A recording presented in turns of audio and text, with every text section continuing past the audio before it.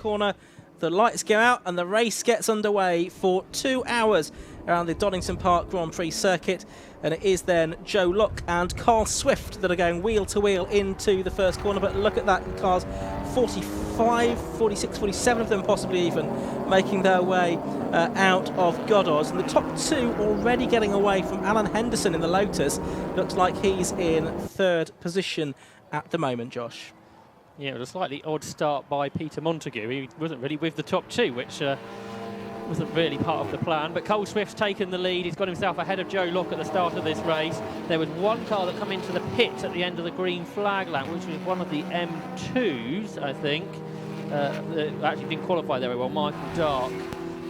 So he's got back, and Peter Montague, who isn't as quick as his teammate, has got a whole heap of cars behind him as they turn their way through McLean's. It was Stuart Hall that qualified that car, former world WEC champion, and Peter Montague not quite as quick as Stuart, and therefore he's got a whole group of cars trying to pass him on this first lap, and that has allowed the top three to be way ahead of the rest.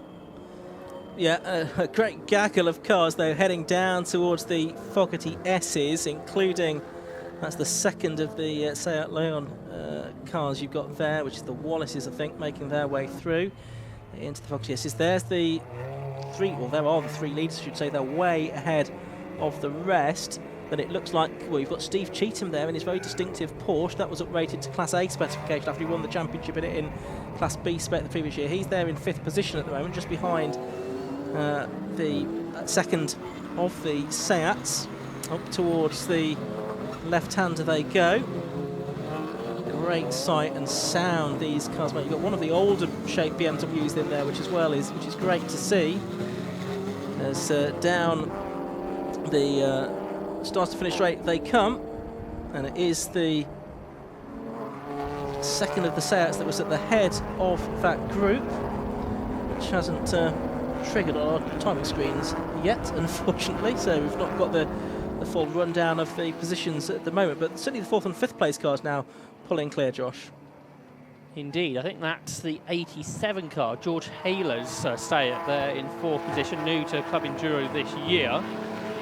The whole group of cars will make their way down the Craner curve, but Joe Lock going with Cole Swift at the moment for the lead. Here's 14, which is one of the BMWs, Andy Stokey's M2, ahead of the William Caswell Seat. Then I think it's the Wallaces up next in a new livery for this year. Then another of the M3s, that's Mark Mercer, a single-seater racer in historics. Mark Mercer back out with his dad, former Group C racer David in that M3. So they make their way down three abreast here. That's William Caswell going around the outside of the M2 and slots in front of it as they make their way out of there. So that's the sixth position, I think. Here's the battle for fourth. Steve Cheetham going after George Haler. Then it's the group for sixth. And you've got Wallace there trying to come around the outside of the BMW, but there wasn't room for that as the leaders cross the line at the end of 2 laps. And it's a 1 minute 41.8 for our leader, which is Cole Swift, which is a lap record already, 1.5 seconds under Marcus Clutton's lap record in Club Enduro. So real pace from that car. That's Colin Gillespie. Yeah, he's driving a different car in this race. This is Andy Marston's M4, if you remember that from a couple of years ago, after his car broke yesterday, and this one seems to have broken as well. Yeah, it's right on the exit of Coppice Court on the curb there, but it is now moving, so that's very good news. So he's just done a full reset there, Ian. You could see the lights flashing on and off as he turned everything off and turned it back on again. There was yellows there going down the Craner curve. Not sure what for though. No, we'll try and pick up to see if there is anything that we can see there that might have caused those yellow flags. So it's Carl Swift leading, Joe Lock in second place, Alan Henderson third, let's just say the Healer Leon in fourth, Steve Cheetham fifth. 2 hour race. We've only had 5 minutes, but yes, new pit stop rules, and there's a new change here in that the cars have got a safety car now as well. All of us. So the safety car board is out. Not seeing the safety car itself just yet. But It's in not fact, on no, our screen. it's or out of the window. well, the board looked like it's being put away. So Yeah, there's nothing out on the start line, so that's... now a green flag's being waved. So some confusion there, I think. Anyway, race continues. It's Cole Swift that leads it by 1.7 seconds from Joe Locke now. Alan Henderson going with them too, and it's Henderson who's the one driver that had beaten Baker and Swift last year, going solo in that Lotus. And there's a big gap to the rest, which is George Haler, newcomer to the series, ahead of Steve Cheetham. They're both being caught though by William Caswell, who's in 6th place. And then the rest of them come through, being led by Andy Stokey, then Mark Mercer, Matt Wallace, and David Griffin completes the top 10. The Holden in 11th, the biggest engined car, which is started by Matty Taylor. Then Peter Montague's dropped to 12th, the car that started on row 2. It'd be interesting to see how that fares in the second part of the race, won't it, with Stuart Hall aboard. As the car's negotiating the old hairpin, then after that brief confusion with the yellow flags and the safety car boards out.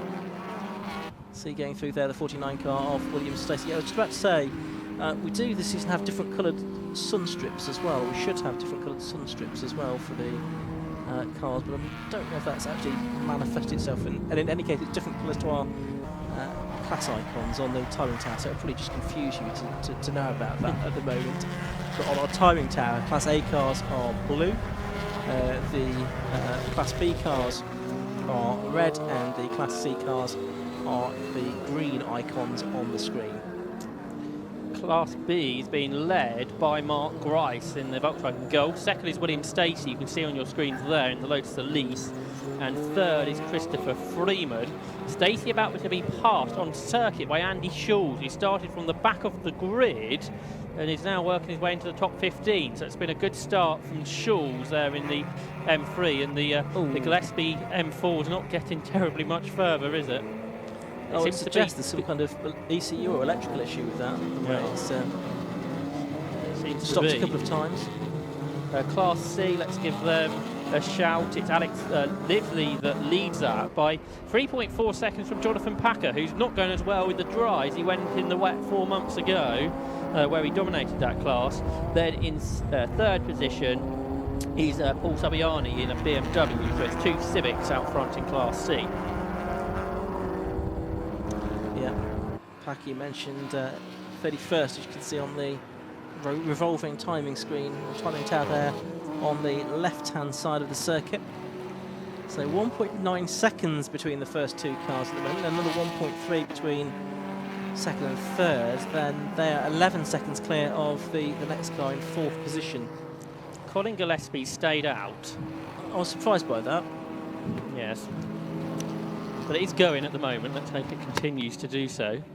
Well, it's one of these things. If it's an intermittent problem, then the temptation is to keep pushing on. But I think if it does that one more time, it would be well advised to get back to the pits if you can. See if there's a button that can press some software that can be updated to make that work a bit better. Good to see the Nissan out there, the 370Z, which is being started by David May, a former Compact Cup racer. So that's having its first outing in Club Enduro. First time I think we've seen a Nissan. That's 9th within Class B and 26th overall.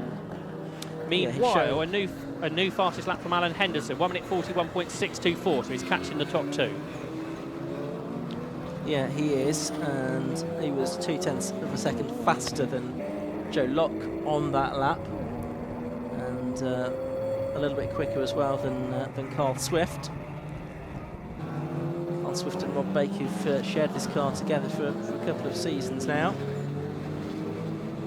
But there's the Nissan. Yes, it's being shared by David May from Northampton and Mark Skeets from Southampton, which is quite the combination. And they're being chased there by the little Lotus as well, which is John Atherton, who was 7th reserve actually, so he's done well to get into the race here at Donington Park this weekend. These are the class positions.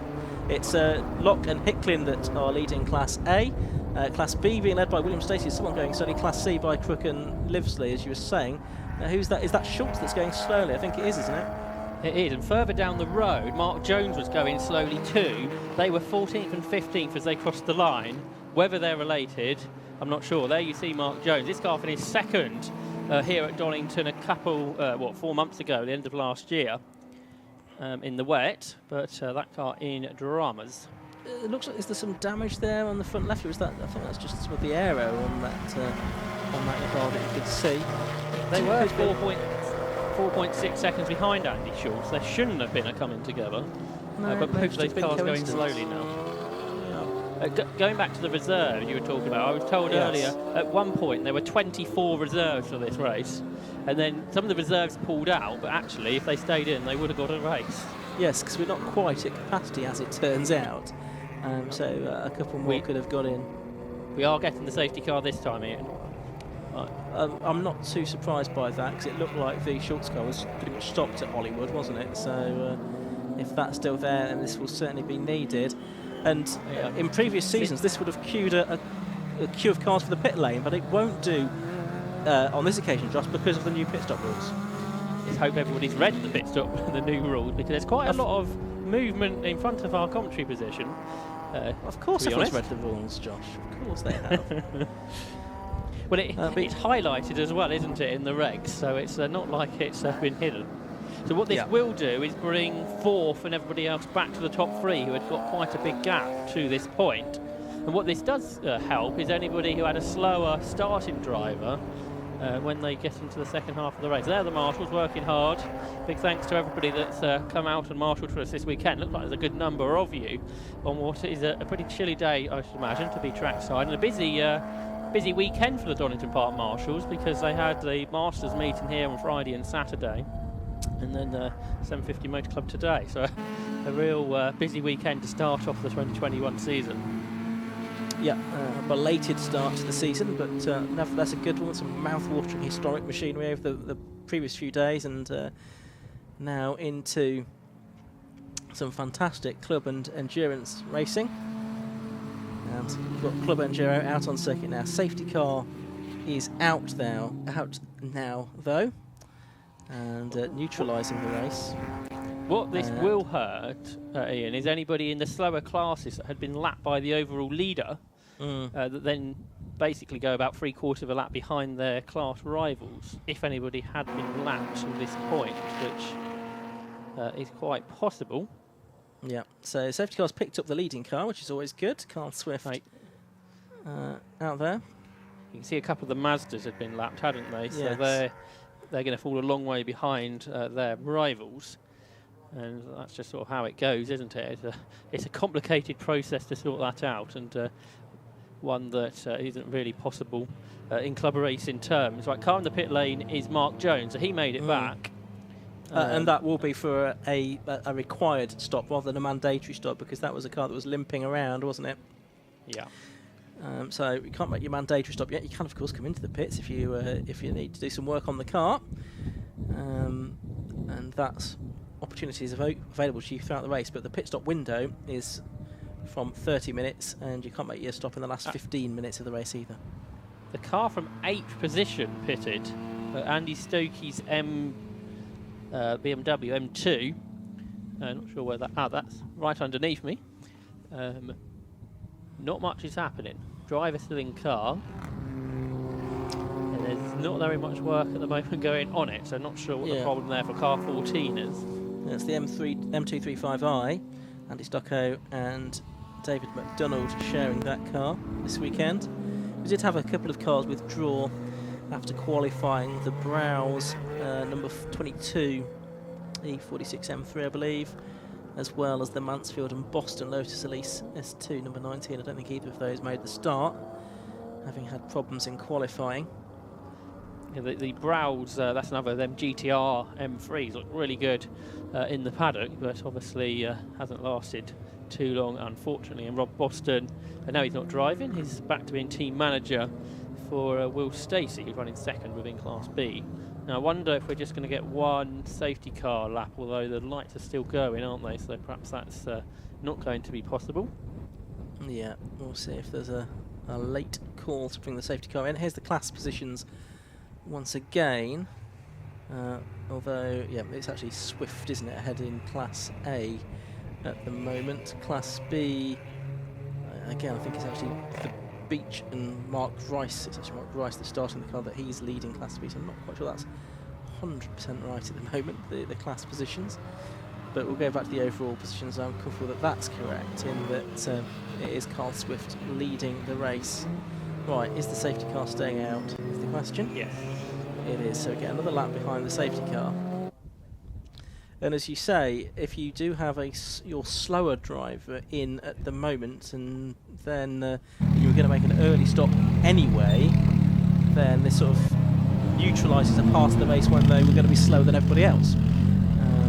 Looks like the Jones and Rogers car's going to be put into garage by the looks of it, Josh. It does, doesn't it? So that was the car that had all the problems at the Burkitt last year as well. It went really well here in the rain in December, and it seems to be having problems again to start off the season. No idea what's going on with the M2 underneath me, because Andy Stokey stayed in the car, but nothing's happening to it. So I have no explanation for that. I imagine we'll hear from Matt Suckling during the course of this race from the pit lane with the news. We can see on the screens there Andy Schulz's car continuing to be pulled off. Once that's done, we can get this race back under green flag conditions. Yeah, certainly can. In the meantime, a very nice parade of cars around this Donington Park Grand Prix circuit, although no one to show them off to today. No spectators here, of course, at Donington Park as yet. Hopefully they'll be back soon. Well, for that big lots thanks of to racing. everybody who's joined us on the stream, who can enjoy that the parade. Big thanks to Alpha Live for providing some excellent pictures, and thanks to everybody who's joined in today. By far our, I think, biggest audience for the 750 Motor Club live streaming, which will continue at the end of the month at Silverstone. It will indeed, and lots of different categories there. And aside from the BMW 116 Trophy, which is a 90-minute race, and the Motorsports race, which is 45 minutes, lots of short, sharp sprint racing as well. Good to see lots of comments on the live stream as well, with the people contributing their views on YouTube and asking questions. And it's good to have all of the comments there. Do want to know, people ask about the new pit stop rules. As I say, there's a pit stop window now this season. You have to make your mandatory stop between 30 minutes and 1 hour 45. That's the car 14. That's the Andy Stocker car that has now gone out again, Josh. That felt horribly like 3.5 minutes sitting still doing nothing to me. Which is completely unnecessary at this stage, because you can't make a mandatory stop. Yes, so whether that's one team that haven't looked at the regulations, because to me they look like nothing happened. They were looking at a stopwatch, it seemed, throughout. Right. And it felt very much like 3.5 minutes as well. Oh, that would be a shame. Anyway, safety car lights are still on, and usually you'd expect them to be out by now if the safety car is going to pull in. So let's keep an eye on what happens here. Do we get another lap under the safety car, or do we go racing in? No, we're going to get another lap, aren't we? So clearly the officials aren't happy that the incident has been cleared yet. That might be why. So who's that? Is that the car that pitted early, the other M2? the Michael Dark car, I think. Yes, 235. I was trying to work out what number that was. I could see the bottom part of it, but yeah. That's the Elite Works car. Yeah, that's right. So that's coming. It's trying to come in, by the looks of it. It's just out of the Melbourne Loop. Yeah. So that might necessitate some more clear. We'll be getting close to the pit window opening at this rate. We will. And the marshals opting to push it downhill rather than up. I don't blame them. And there's obviously plenty of runoff there at the bottom of the Melbourne Loop, where often the cars assemble before the races. People able to watch the stream down beneath us in the pit garages, seeing what's going on almost live. I can see the 14 Andy Stocco car. Did they do a driver change on that? Did you notice they did a driver change on that? It didn't look like it. It looked like second driver was just standing there Okay. while nothing was going on. Okay, well, anyway, that's back out in the race and he's trying to catch up with the pack, isn't it? It's just gone past my window. So there is Carl Swift in the lead, Joe Locke second, Alan Henderson third, a couple of the Mazdas, Golf, that's a bit further back. There's the 235 car being pushed through the gap in the fence. Down near the 750 Motor Club office, actually. It's not too far away there. Not the gent you can see, but it's just off camera to the left. The old 750 Motor Club office was in one of those hospitality buildings, you can see there. But for a few years has been based on the other side of the road by the main entrance here at Donington Park. Safety car lights look to be off now, which is a relief. And we're going to get a few minutes of racing before the pit lane window opens, it would seem. But it's been a bit of a strangely muted start to this race, hasn't it, Josh? Yes, had a few BMWs stopping, haven't we? We had, I suppose the big thing that happened at the start was Peter Montague dropped back and we saw a bit of shuffling around him. The top three seem to be very equally paced. The Seat, the M3 GTR and the Lotus Elise, so three very different cars. And this just shows how well the 750 Motor Club regulations work with the power to weight ratio. Means you can have the small, light Lotus, the rear-wheel drive cars against the front-wheel drive cars as well. And it works really well. And just, on the best laps, those three cars are separated by 1/10 of a second. So we should have a great battle as we go back to green flag racing at Donington Park.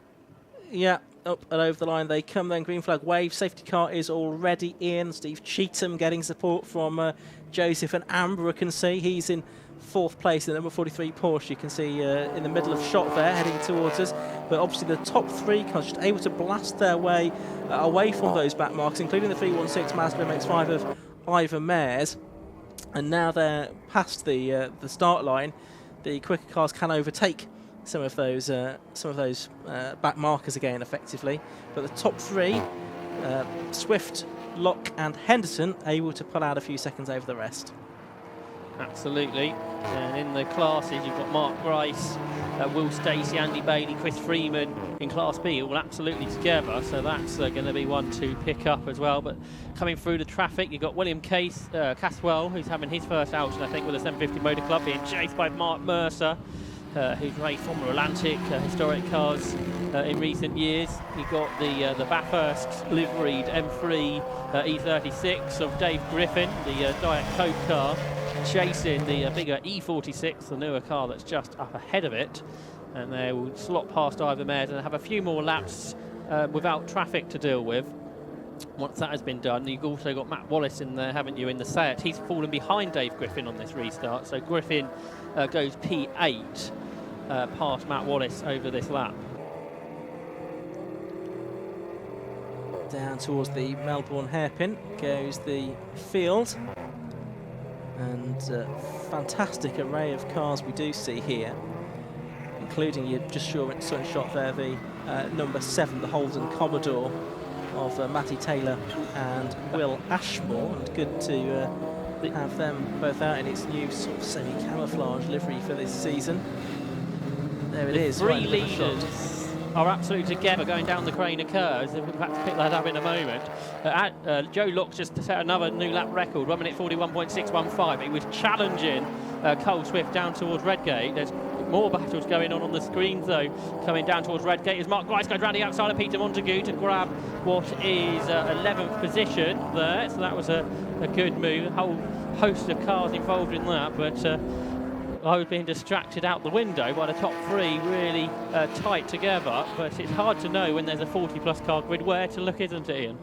It really is, and yes, they were covered by 1.1 seconds, the three of them at the end of the first flying lap after the restart. We'll try and pick up on how they're going at the moment. There you can see very briefly the number 3, the Class B car of Scott Parkin and Nicholas Bosch, the Seat Leon TDI. Very smart indeed. There's Ivan Mares. Lots of new cars out this year, isn't it? You mentioned the TDI Seat. That's the first time that's been out in Club Enduro, so it's attracting lots of new people to the series. Yeah, it is good to see a variety of different types of car coming in as well. It's only, what, 6 years ago that the first foundations of Club Enduro were laid with what was basically just a long road sports race and a spin. That's for Peter Montague and the car in the gravel. Now, is he going to be able to get it out of that? Well, that will be the question. Spin at the Fogarty S's. And it's not too deeply in, but as he was trying to pull away, it looked like the wheels were perhaps digging in a little bit. We'll see if he does get going. Joe Lockwood challenging. Will take over. Sorry, Josh. Yeah, Joe Lockwood challenging Cole Swift into Redgate again. I think that M3 GTR is a bit more powerful, and therefore into Redgate. Both the last 2 laps they've been side by side for the lead of the race, but where the Montague car is could be problematic, and possibly Stuart Hall won't get to race today. No, probably not as things stand. I know he's hot-footing it off to Europe after this because he's racing at Monza, I think, in the next couple of weeks in an Audi R8, and then he's racing at Monaco next month in a couple of McLaren Grand Prix cars. Okay, so busy and exotic calendar for Stuart. So we're watching Steve Cheetham, number 43, and right behind him he's got that 126 car.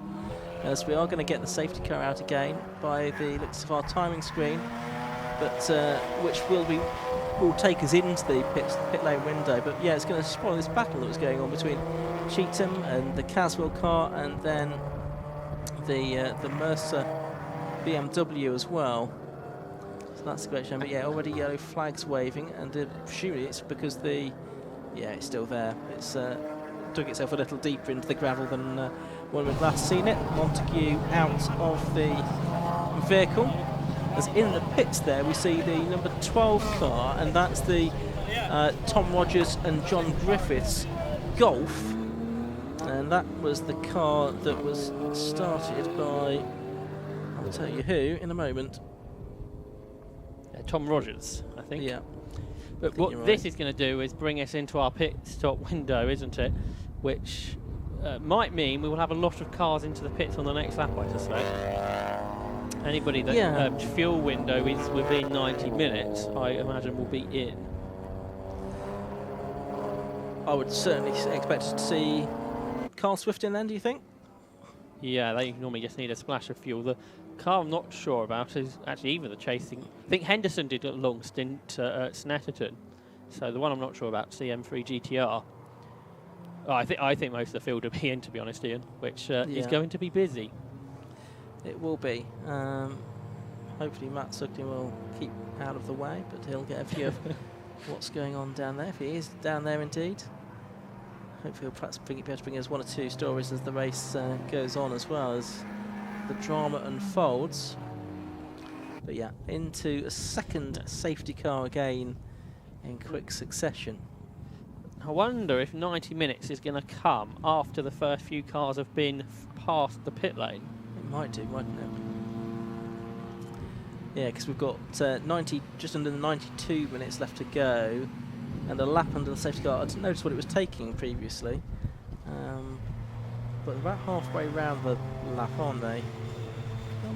They probably will, I think, get round before the 90 minutes clicks around, I think. But what about those further down the queue? Which could be work better for their strategies, depending how long the clear-up takes down at the S's. Okay, it doesn't look like it's going to be one that takes very long, I don't think. In fact, we should get a view of that any moment now, shouldn't we? Because the cars are about to pass the scene of Peter Montague's off. So if our camera pans to the right, we'll be able to see the status of that. And the answer is that the car's still there, and no doubt that the marshal's just waiting for this train of cars to go by. They'll get the snatch vehicle across the road when there's a gap in the traffic, I should think, to recover it. We're going to be very close to this 90 minutes to go, well, aren't we, when the cars get round to the pit lane. There's the snatch vehicle. Yeah, so that's not far away, but it's going to take a few minutes. The heavy car, the M4, that's the car that we saw win here a couple of years ago in the hands of Luke Sedgwickowski and David Whitmore. David Whitmore racing in British GT again this year, I think. I think he's in a Mercedes this year. Right, so safety car comes out of the hairpin. And what time have we got? It's just about 10 seconds too early, isn't it, for the leaders to pit in? You're right. It was a very close run thing, though. Now, is the pit window board now out? And it should be any second now. Mark Grice was hanging back, so he pits about 2 seconds into the window. If you look at to the top of your screen, a lot of the Class B cars, or a couple of them at least, flew their way in. Mark Grice, who hand over to William Beach, and Christopher Freeman, who's going solo. Just the two of them then to start with. There's a third car coming in now, which is a BMW, I think, 29. And the Clio, Chris Coomer's Clio, which went well here last winter, is in too. So just 4 cars made this first stop, but that was a good bit of thinking there from the area motorsport team, I suspect, to tell Mark Grice just to back off a bit into the hairpin so he could make it into the pits. Yeah, absolutely right. Got straight in there, and it was close. It was only 10 seconds or so, wasn't it? That the first group of cars missed out by, but they couldn't really slow any further because they have to keep up with the safety car. They're required to keep within a certain distance. And a search should be... Go on, sorry, Josh. The BMW that come in, I think, was Andy Roby, who I didn't notice on the entry list. So good to see him out in Club Enduro, I think, for the first time. Yes, he was relatively a late addition, I think. So the Beach and Grice car, which was started by Mark Grice, is in the pits now, but that was leading Class B. It was just ahead of the Taylor and Ashmore car, actually, I think, in the end. Right, the car's now been pushed out. Marshall Power alone looks... Was that sufficient in the end? Did it need the snatch vehicle? Did it have a toe out of shot? That's what I'm wondering, because that could be a problem if it did. I think it might have... I'm not sure, actually. Looking at where that was positioned, I'm not quite sure whether it did or not. Yeah. The car, I was going to say, can it get back into the race? Perhaps not. Anyway. Not sure. I would imagine it would at least make its way back to the pit lane. So, 3 minutes into this race, 3 minutes into this pit stop window, I should say. 33 minutes into the race. It's number 1 leading the way. That's Carl Swift from number 86, Joe Locke in second place. Number 90, Alan Henderson is third. In fourth place, number 87, that's George Healer. Fifth, number 43, Steve Cheetham. Sixth is the 126 car, which is William Caswell. Seventh, number 41, which was the car started by Mark Mercer. Eighth, number 34, David Griffin. Ninth, number 6, Matt Wallace. And moving up into the top 10 now, I think it will be, will be the Taylor and Ashmore car, won't it? That's started by Matty Taylor in 10th place. So all of those Class A cars as well. Wonder if we'll get more driving to the pits this time. I suspect there'll be a lot if the safety car doesn't come in this lap. Because if it doesn't, you probably want to gamble on another safety car at some point, wouldn't you? Safety car is staying out, so I suspect everybody will be in. No, right, this is it. Oh, Cole Swift popped in really late. Okay, that was as late Alan as Henderson. you could dare. Yeah, and so Steve Cheetham. Obviously, Locke's car doesn't have enough fuel. It's not as many cars as I was expecting. So obviously, these are cars that don't have big enough tanks that aren't pitting. Bailey's in. So is Stacey. So all the top Class B cars have now pitted. Luke Handley in too, the outgoing champion in that class. 199. That's a Porsche I haven't noticed yet. That's Patrick Scharthberger in that, a Boxster. Also in is Darren Ball. He's been well off the pace, hasn't he? Front runner in Club Enduro, Darren Ball. Where was he running? 25th. And 8 seconds off the pace. I wonder what's happened to him this weekend. Yeah, it's strange, isn't it? Because he was right up there during last season. Apart from Silverstone, when he had dramas, didn't he, with a fire, I think, at Silverstone. But yeah, he finished. Otherwise, he finished third here in December, and finished 5th in the Class A Championship. But it's not like, well, it's not a stopping problem for the car, but it's obviously an issue where it's not quick. Simple as that. There's the action in the pit lane. And it's that should be Rob Baker then climbing in to take over from Carl Swift for the second part of the race.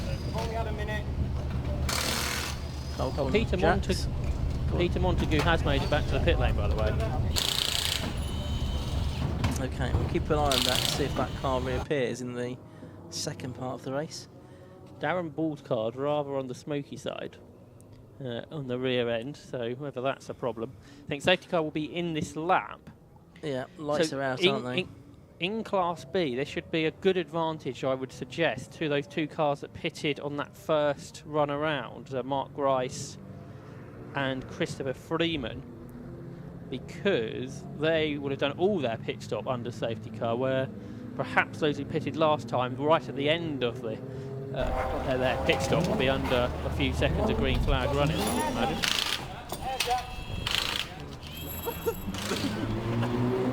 That's 51, that's Luke Handley's car that's in the pit lane as well. Class B front runner, he was third in the championship overall and won Class B last season. Getting back in the car for the remaining hour and 23 minutes or so of this race, but the safety car pulls in and the race therefore is going to get back underway with, we've had about, what, 7 minutes, didn't we, of a safety car there.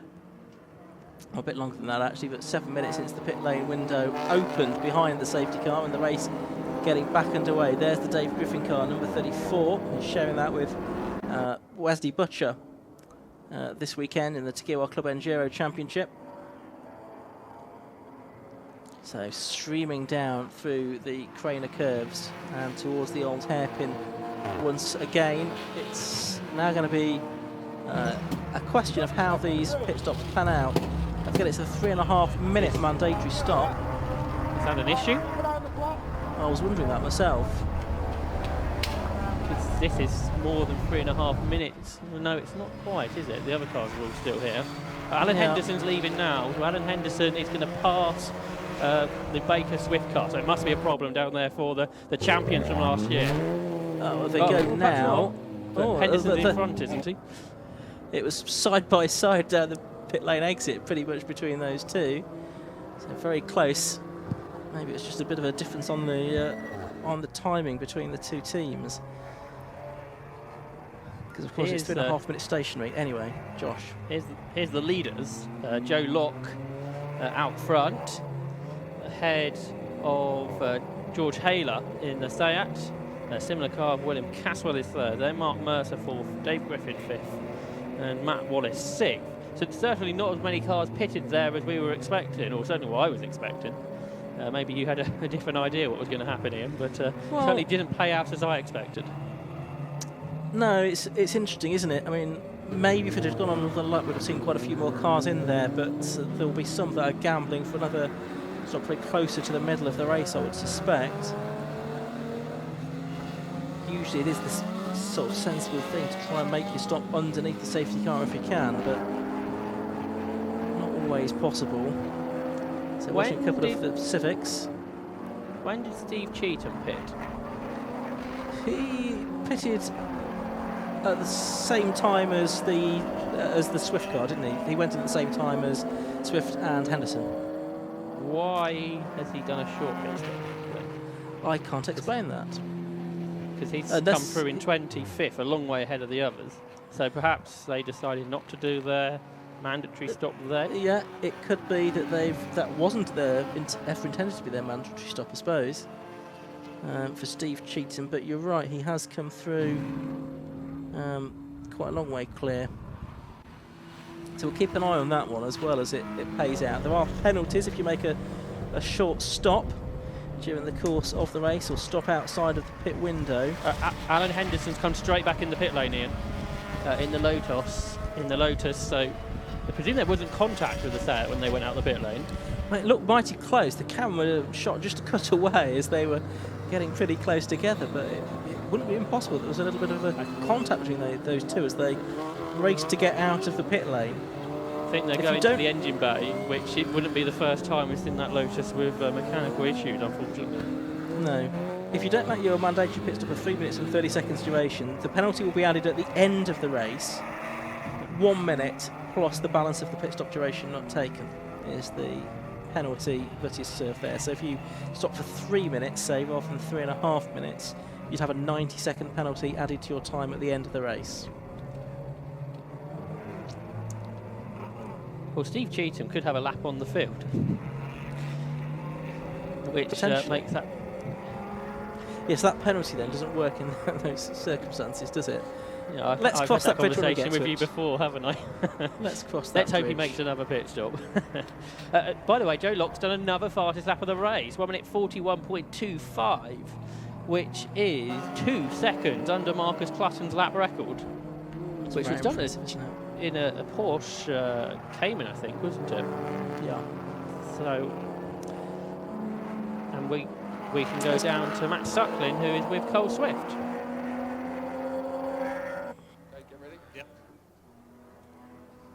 Okay, down here in the pit lane with the man who was in the race lead at the time. Carl, you just came in there with the Seat and handed over to Rob. How were things in the first part of that race? Yeah, they were good. It was good in phase one. We managed to pull a gap on everyone, and then all of a sudden the BMW came alive, and he was just monstering me through the fast stuff. So I was in defend mode for that last sort of 5 hot laps, and then we've had 2 safety cars since. So the pit window opened, and we thought we'd take it, even though we didn't get a full safety car pit stop. But there's no other safety car. We've won, haven't we? Henderson came in with us and managed to jump us in the pits somehow, even though we were bang on 3.5 minutes. But luckily, he's back in the pits now. Looks like with a bit of a problem, so we've got the overall lead when everything pans out, hopefully. It's a bit of a different strategy, because normally we see Rob in towards the latter half of the race, but with the safety car, you had no choice, really. Yeah, well, me and Rob always say we'll run whatever we have to. If there's a safety car after 5 minutes last year, we can't do that this year, but if there's a safety car after 5 minutes, we'd take it, and one gets more than the other, but it's the only way you're going to win a championship.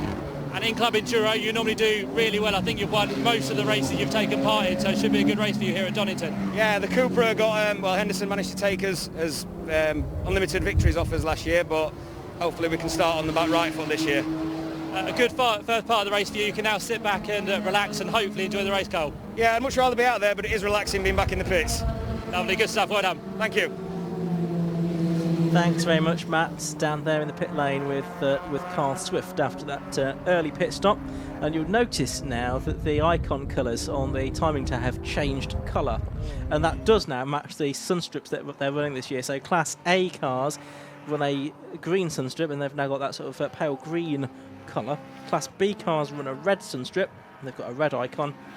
And the Class C cars run the blue sunstrip, and they've got the blue icon. So you'll be able to correlate the colours of the sunstrip with the class of the car. So that's a blue sunstrip on that Civic, which means that it's in Class B, and there's a red sunstrip there for the BMW number 29, which is the Andrew Roby car.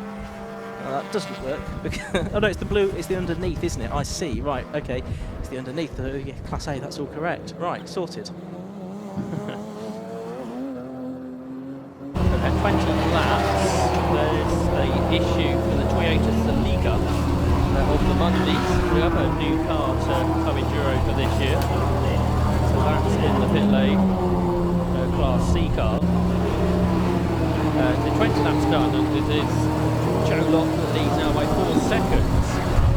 But now staying with him better than in that first part of the race is the Hailer Seat. And lapping, half a second or so on the last lap slower than the leader. Then William Caswell is third, Mark Mercer is fourth, Dave Griffin fifth, and sixth is Matt Wallace.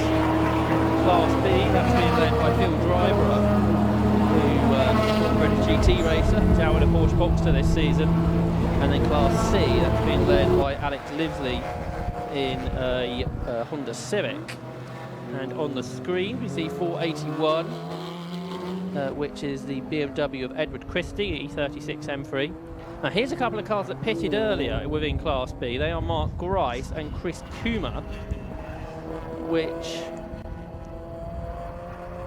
are pretty high up on the pit stop rankings. They're certainly ahead of Cole Swift, and who's now of course Rob Baker. So these are very high up on the pit stop rankings, which could be interesting come on later when everybody's flowed through their pit stops in. Yeah, they're 29th and 30th overall, but of those that have pitted, they're about 5th and 6th, I think, something like that. So far, 75 minutes of the race left to go here at Donington Park. Joe Locke still leading, not lapping as quick as he was a few minutes ago, in the 144s now, but still pretty much the quickest car out there. Car doing its personal best lap last time through actually was the number 21 car in 7th position, and that is the Adam Howarth and Chris Boardman car. And just looking to see who it was that started that. They started right at the back. They did, didn't they? Of the grid. So that's yeah, Adam it was Howarth that started that. Yeah, so that's a good performance from them to get up to 7th place. Obviously not stopped yet. Yeah, 47th to 7th. Yeah. So and in the 43s, which actually is the quickest car on that last lap, isn't it? And catching Matt Wallace at quite a rate. Here's Alex Miller, who's sharing with John Langridge, front-running MX5 racer, so he'll be quick in that, I'm sure. So again, good to see a new pairing out in Club Enduro for this season. Yeah, Langridge raced Fiestas, of course, as well, didn't he, in the past? Okay. In the, probably about getting on for 10 years ago now, I suspect that was. There's Dan Ball into the pit lane where we said that it wasn't looking like his day today, and sure enough, looks like his race is over, Josh. It does, back in the garage for the Porsche Cayman, the Route run car. So a shame for him. Race leaders crossed the line with a much larger gap because a slow lap by George Haler, possibly due to traffic, means the gap goes out to 8 seconds. And therefore William Caswell and Mark Mercer get closer to him. And there they are, the Seat and the BMW there, 3rd and 4th absolutely together. But there's the P2 car, George Haler, who shares with Jonathan Beeson in that Seat Cupra. And in the traffic, there's the back of a 3rd. So 126, that's William Caswell. And he's being closely followed by Mark Mercer. So that's a good battle, just a couple of seconds behind the Seat that's on your screen, going into McLean's. 72 minutes left to go in this race, and it's bubbling up to be quite an interesting one, I think. We've got that great unknown variable of safety cars. We've already had 2 in the first 40-odd minutes of this race. Wouldn't surprise me if we saw another. Sometimes we have a glut of them, sometimes we get away without any at all. Let's see which way it goes today. That's the 51 car of Luke Handley, we can see, just tasting after number 41, which is the Mark Mercer car that's in 4th position. Luke Handley, of course, a couple of laps down. Yeah, and I think because he pitted that lap later in, compared to his Class B rivals, I think it's Chris Freeman that's the real pit stop leader. He's probably about a lap behind him. So that was a big difference, those cars that got in the pits a lap earlier to do their mandatory stop. But we'll see how that all flows out come to the end of the race. This is the battle of a 3rd though on the road, that's easier to tell. And it's William Caswell ahead of Mark Mercer. There's Mercer, 41, racing with his dad, David. We see them out now and again in Club Enduro. I think it's a new car to them, this E46 M3, with the M Power livery on it, down into the old hairpin.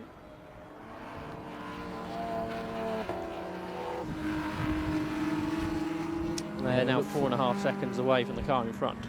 Yeah, because his father David will take the car over for the second part of the race. He's been racing since 1975, originally racing a Mob Sports Frog Eye Sprite. Shared the car with Jonathan Palmer, no less. Luke Handley and Andy Bailey, you saw through your shot there, is for position. He's for 35th and 36th. And should be 2 championship contenders within Class B this year. Mercer's looking down the inside, is he, into the chicane, into the S's. Not quite close enough in the end. But Mark Mercer's having a good run here. just some news from Matt Suckling down in the pits was that the number 90 car, the Alan Henderson car, that was a misfire.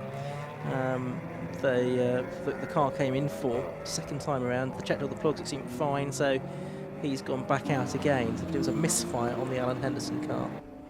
That's a shame, isn't it? Because yep. he was going. You can see him on the stream now. He was going really well, and it seemed all fine before the pit stops. But he's now down to 37th, and what, 3 laps down, I think, on Cole Swift. So that doesn't really look great for them. Now Steve Cheetham, so he made that short stop, and he's going again at a decent pace, I think. Yeah, he's 19th on the timing screens at the moment, having made that stop of questionable duration.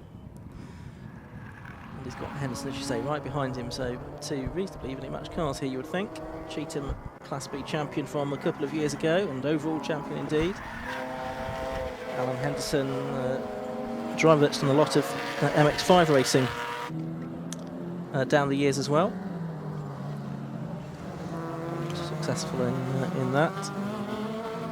He's won a couple of these Club Enduro races. He won at Alton Park last year, and he won back in 2017 at Snetterton, driving with Daniel Irving.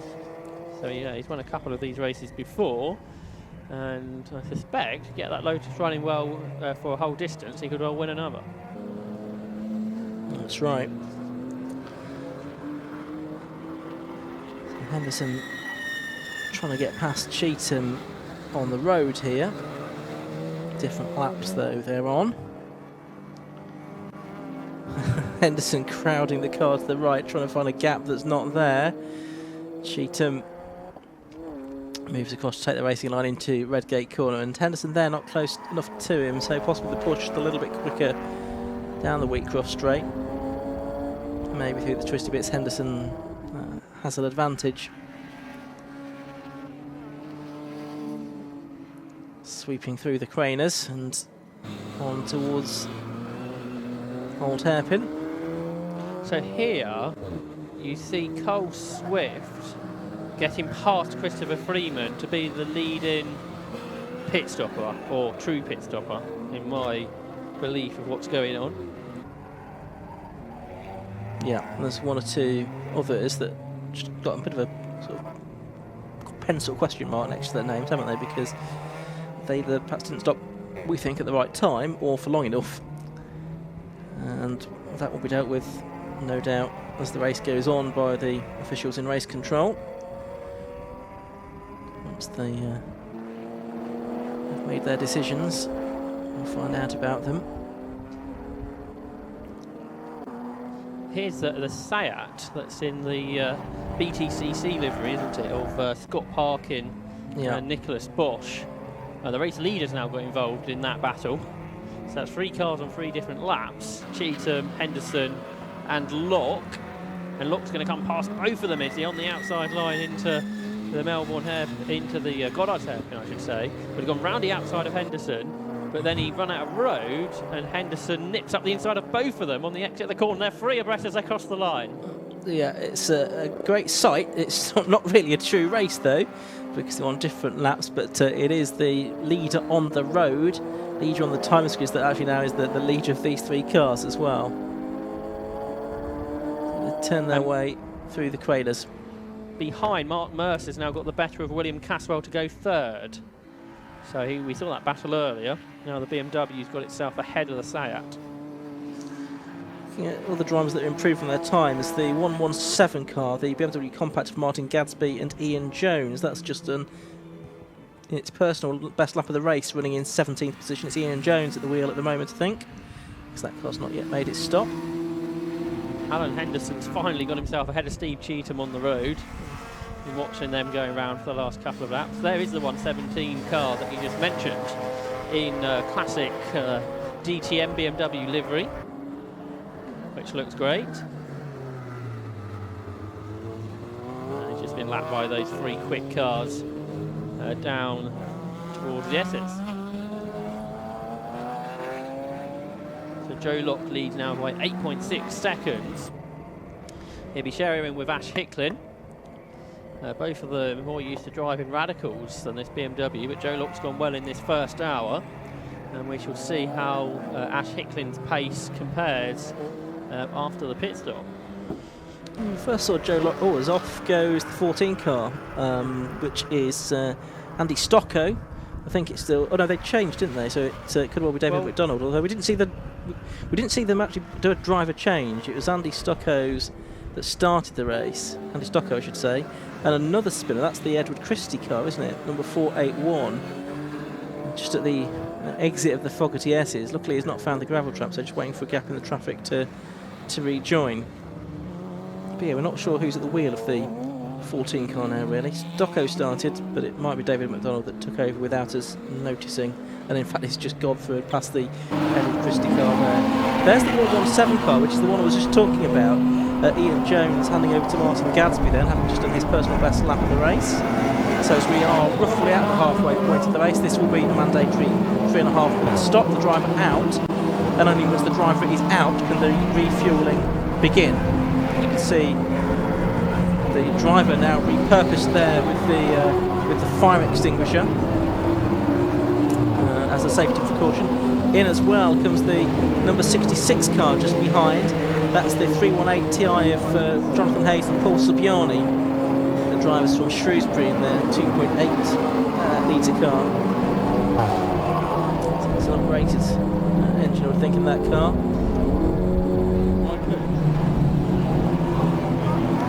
So some comments on the YouTube comment section earlier on about the unreliability of the BMWs. We're having a few issues with the BMWs in the early part of this race, but those two looks to be going strong. And here are some Mazda MX-5s.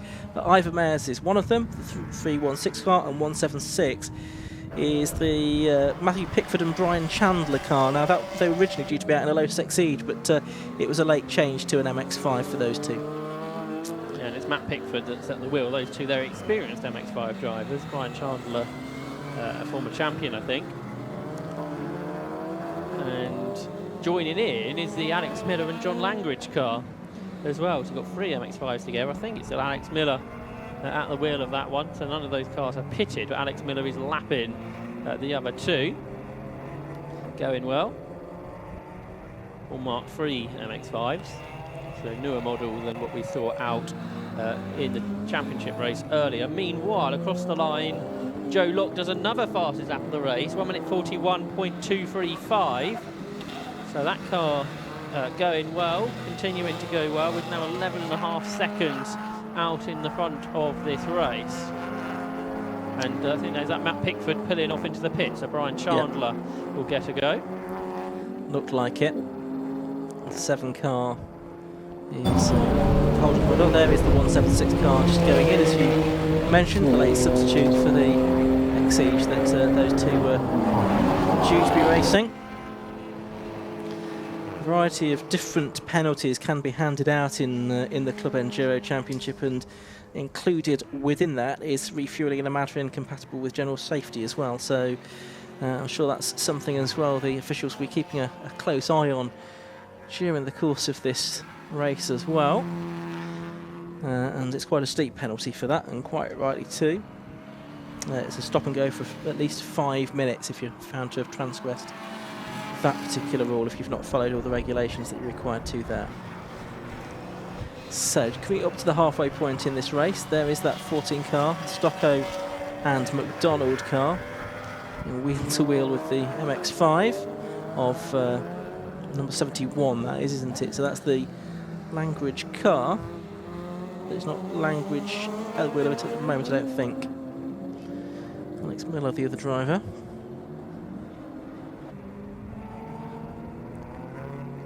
Another car's pitted underneath the commentary position. Here is the Volkswagen Golf of John Maudsley and Stuart Mead. A couple of drivers have converted their car over from the production GTI Championship and had a decent run last year. They finished just inside the top 10 within the Class B Championship. There's Matt Wallace on the screen. He's just dropped down to 7th position. Adam Howarth in the E36 M3 made his way past on the previous lap. See, Colin Gillespie's still going, isn't he? So that car seemed to fix itself and is back up into 18th position. It was at least twice, wasn't it, that we saw it stop momentarily in the early part of that race. Some kind of electrical issue, I suspect. And that's the Mercer BMW, isn't it? Yeah, it is. So the BMW unreliability that people have been commenting on YouTube seems to have recurred here. You're right, that is the Mark Mercer BMW, I think, which was running in third place. Yellow flags will be for that car. It's well off the circuit though, isn't it? So it shouldn't be a problem from the point of view of a safety car or anything. Just had the 1 hour point of the race gone quickly run down on the order. 86 it is, Joe Locke leading. In second place it's the number 87 car of George Heeler. Third, 41, it was Mark Mercer, although we've just seen that car stop. So up third now has gone the 126 car of William Caswell. Fifth will be the 34 car of David Griffin. Sixth will be the 21 car of Adam Howarth. That's your top 6 overall. Class B being led at the moment by number 16 Phil Driver in the Boxster, and Class C by Alec Livesley still, I think, in the number treble 7 Honda Civic.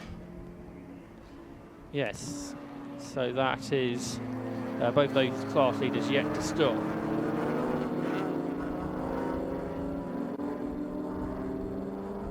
So 8 seconds, the lead gap's come down to.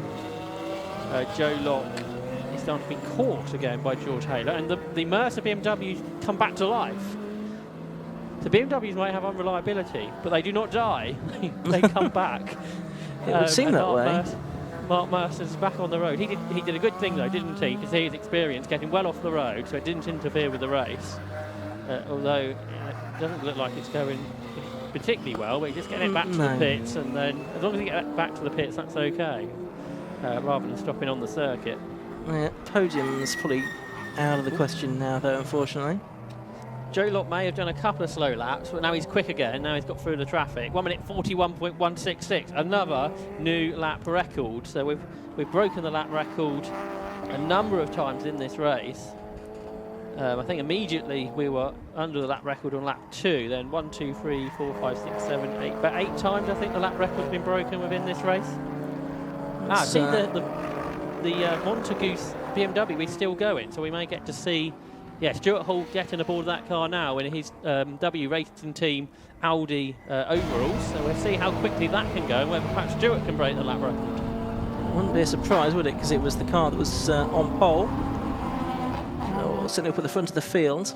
Yes. As into the pits came the 41 car then, Mark Mercer. So no doubt when it goes out, it'll be David that takes over, if it goes out, having had those dramas just at roughly the hour mark of the race. Into the pits has come William Caswell from third, and he will hand over to Brad Kaler in their Seat Leon.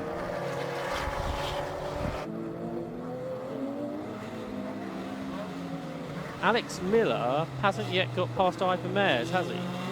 He's not. I think he's trying to lap him, but he seems to be stuck behind. Yeah, I guess those two cars of Alex's will hand over to John Langridge later in the race. They are relatively evenly matched though, so it's not necessarily easy to get in. Here's the 4 car. Yeah, that's our pit stopping Class B leader, I think, Christopher Freeman, who's usually a front runner within Class B from last year, but I don't think actually won a race, no, but they did finish second in the championship, just a point behind Luke Handley. Here's Matt Wallace, who's yet to pit, isn't he? He's in what is now 5th place after the Caswell car pitted. Yeah, Matt usually goes quite deep into the race, doesn't he? It's the longest stint of the two compared to his brother Simon usually. Here's the Mercer BMW, which kind of looks like it's about to be put into retirement. I suspect you may be right there, unfortunately. Managed to get that car back. See the minimum weight shown on the sticker on the rear window there, and all of the classes in Club Enduro are based on a power to weight ratio, and therefore once your power output for your car is known. They calculate the minimum weight accordingly, and that's what's measured now. Very close between those MX-5s there. Ivor Bears with the roof and Alex Miller without. And another MX-5 is going to get in on the action as well, which is Matthew Tidmarsh, I think, who's starting that car. Chris Webster also showing that car this weekend. And it's Tidmarsh that's going to go through. That's for position on It Alex is. Miller. That's for second within Class C. And I think Miller being held up perhaps a bit by the traffic, and that has allowed Matthew Tidmarsh through. Yeah, Tidmarsh was 4th in Class C last season in the championship, driving on his own. He's got another driver with him this season. Just had a shakedown of that car at Blighton a week ago, having made various improvements over the winter. The Flying Tangerine racing car, as it is known. 55 minutes left to go. We just saw there Alex Miller's now pitted, so he will get out of his car and John Langridge will get into it. And now we are into the second half of this race. Joe Locke leads by 18 seconds, so he's starting to get away from George Haler now. Third is Dave Griffin, fourth is Adam Hauer, fifth is Matt Wallace, and the Holden into the top 6, a car that's driven by Matty Taylor. But they're all yet to pit, of course. The leading true pit stopper continues to be Cole Swift, and by a decent margin. Of course, while all of this has been going on, Joe Locke has continued to put in some pretty good lap times out in front, hasn't he? So how good a position will that put him in, and for the second part of the race, do you think, Josh? The problem is they hit under green. Their rivals, or their main rivals, did not, so they should be behind. Yeah. So what, 3.5 minutes is 2 laps, more than 2 laps, isn't it? Yeah. Coming down the pit lane as well. They need a safety car, really, don't they? At some point. Indeed. But they could really end up with second still, because there's not another class. They've got the other Class A car that has pitted under green is the Caswell Kaler car, and they were ahead of them, and they're just behind Baker and Swift. They should end up in second, really. The question mark is over what's going on with Steve Cheatham's pit stop, isn't it? Yeah. Phil Drybrook, meanwhile, who's going well, leading Class B, in fact, into the pits in the 3.2 litre Porsche Boxster. Now he's doing this 2-hour race on his own. He has to get out while the car's being refueled, of course. It's great to see that he's used Club Enduro as a way back into racing, because he raced in British GT half a decade or so ago and had a massive accident at Brands Hatch in an Aston Martin GT3, which I think he had a bit of time out and come back into club racing and I'm sure enjoying himself, and been running in the lead of Class B, which I'm sure he's been enjoying. There's Luke Handley though, the Class B champion from last year. Not sure he's going to have the best result out of this race. He's currently 29th, which is 13th within Class B. The leader's just done another fastest lap in. We're into the 40s now, 1 minute 40.832, which we're now getting to the point where we're 2.5 seconds under the lap record coming into this meeting. Looked like the Andy Stocco car was indicating as if it was going to come into the pits as well. That we could just see that just out of shot. In fact, there goes the Stocco car into pit lane, and that will not be for a scheduled stop, I don't think, although it could be a scheduled stop now. Although it should be, because I don't think the one earlier was a scheduled stop. Yeah, exactly. Window, but the pace that it's arrived in the pits suggests it might not be. They've got fuel ready, so I think they look like they're going to do a scheduled stop. So perhaps they're just being cautious on the way into the pits. Okay. Lots of cars pitting now, by the way. Matty Taylor's come in for Will Ashmore. You can just see behind the BMW there. Then the Seat as well, they're doing their driver change. The Leon TDI from Scott Parkin to Nicholas Bosch. So lots of pit stops. There's Stuart Hall with his arm out the window. They're not too sure what was going on there. Is he just trying to keep out of the way of other cars, perhaps? Yeah, he knows he's not in the race now, doesn't he? So he doesn't want to get involved. Yeah, and he's just a very experienced driver, of course, so he'll be mindful of the other drivers around him that are still racing, and especially if he perhaps thinks the car's not quite performing as it should. He'll be a little cautious, I would think, in that respect. Not being cautious there is the 126 on the brakes. And that's the Brad Kaler car, isn't it now? Brad's at the wheel. Oh, yeah, perhaps they're a bit further down on A4. It looked like the timing screen hadn't gone through. But there's a lot of Class B cars now between them and Cole Swift. There was one that was off briefly. Was it? Was it Brad Kaler? Yes, because he's falling back behind the BMW. Yeah. So Stuart Hall might be regretting letting him through, then seeing him chuck it off the road at the next corner almost. But Stuart Hall was a number of those drivers that started out in T cars all those years ago. Got up to British Formula 3, then moved over to Roll Centre Racing's Pescarola programme at Le Mans, and they finished 4th at Le Mans back in 2007. And it was just a starter motor away from a Peugeot failing and getting onto the overall podium, which for a privateer was a fantastic effort. And since then we've seen Stuart as an Aston Martin works driver and lots of customers in GT racing nowadays. But back to this race, and the leader is in. Joe Lock is in to hand over to Ash Hicklin in the Team Grey Motorsport BMW M3 GTR. Yeah, so obviously they decided that they couldn't wait any longer. They couldn't wait for a safety car, which might have been advantageous to them.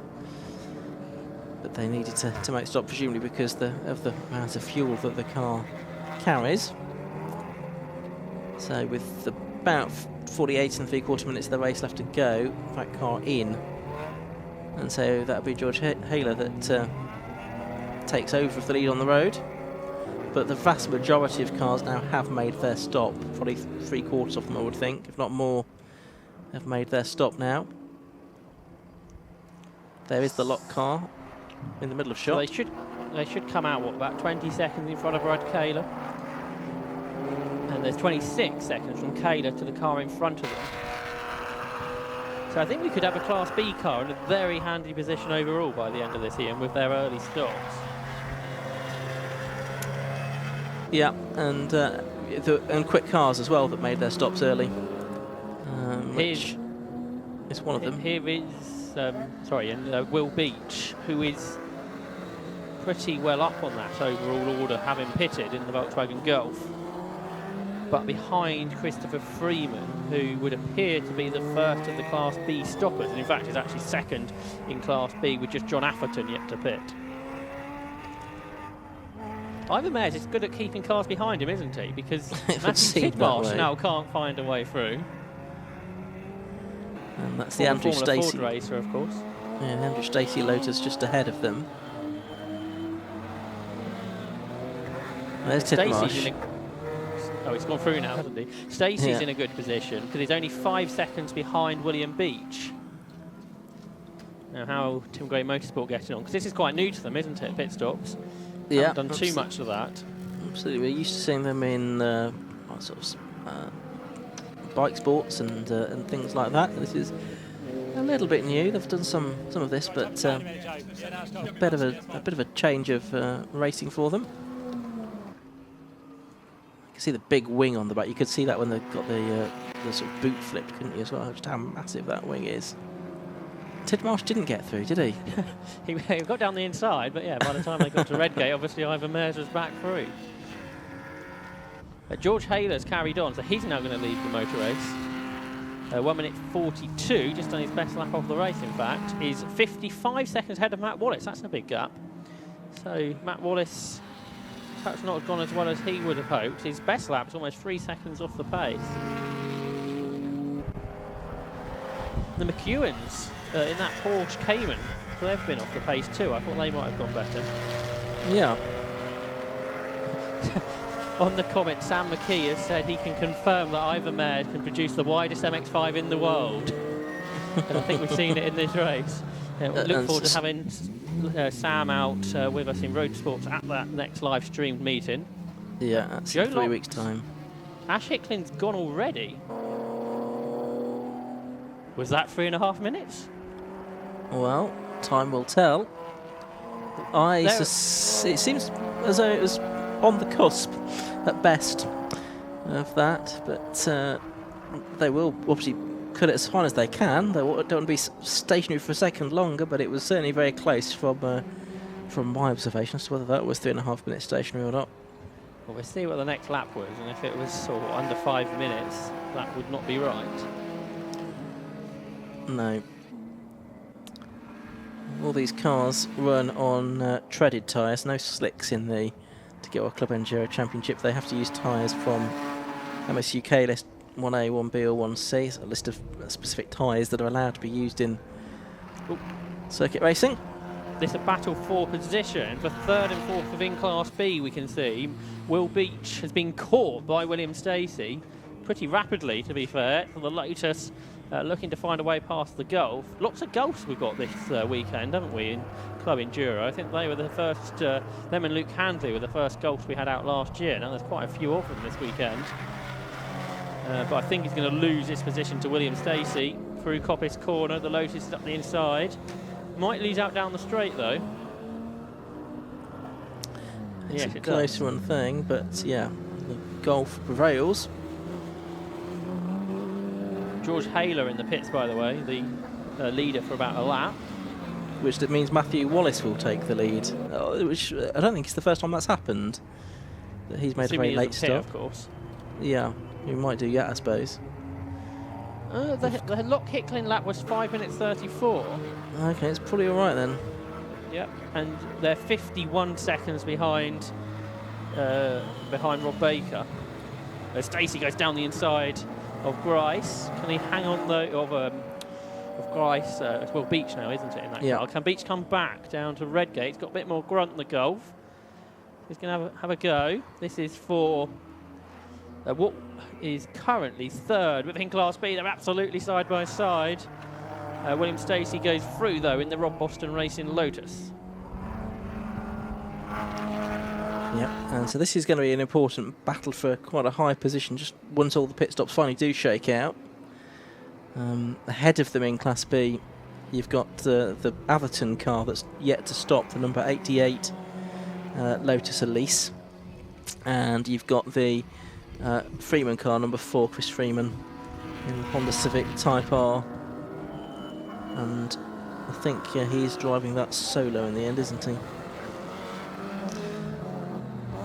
Shout out to Manoj Patel, just by the way, Josh, up to 5th in the 112 car, yet to make his stop, but he is a great clubman and indeed has driven that car to the circuit today. If you say that, he brings it into the pit lane.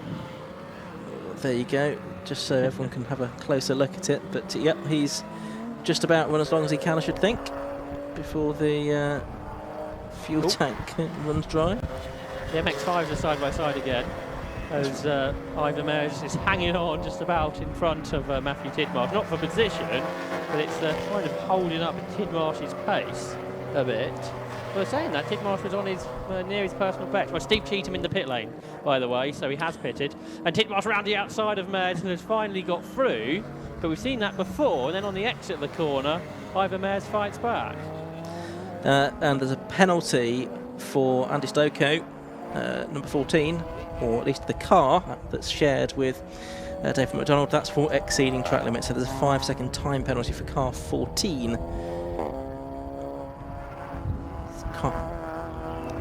Let's go down to the pit lane now, and we can hear from Joe Locke, who's with Matt Suckling.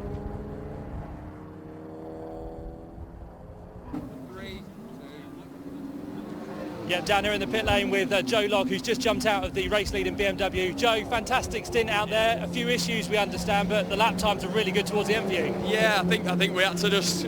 Carl managed to do me off the start, and it was one of them battles where I thought, you know, we're going to have a good race for the whole race, and then obviously he's got a larger fuel tank. He was able to box earlier on me, and I think for us it was just go head down, you know, as fast as we can for as long as we can, and I basically went until I had no fuel left. So. Now hopefully Ash can finish the race and keep the pace up.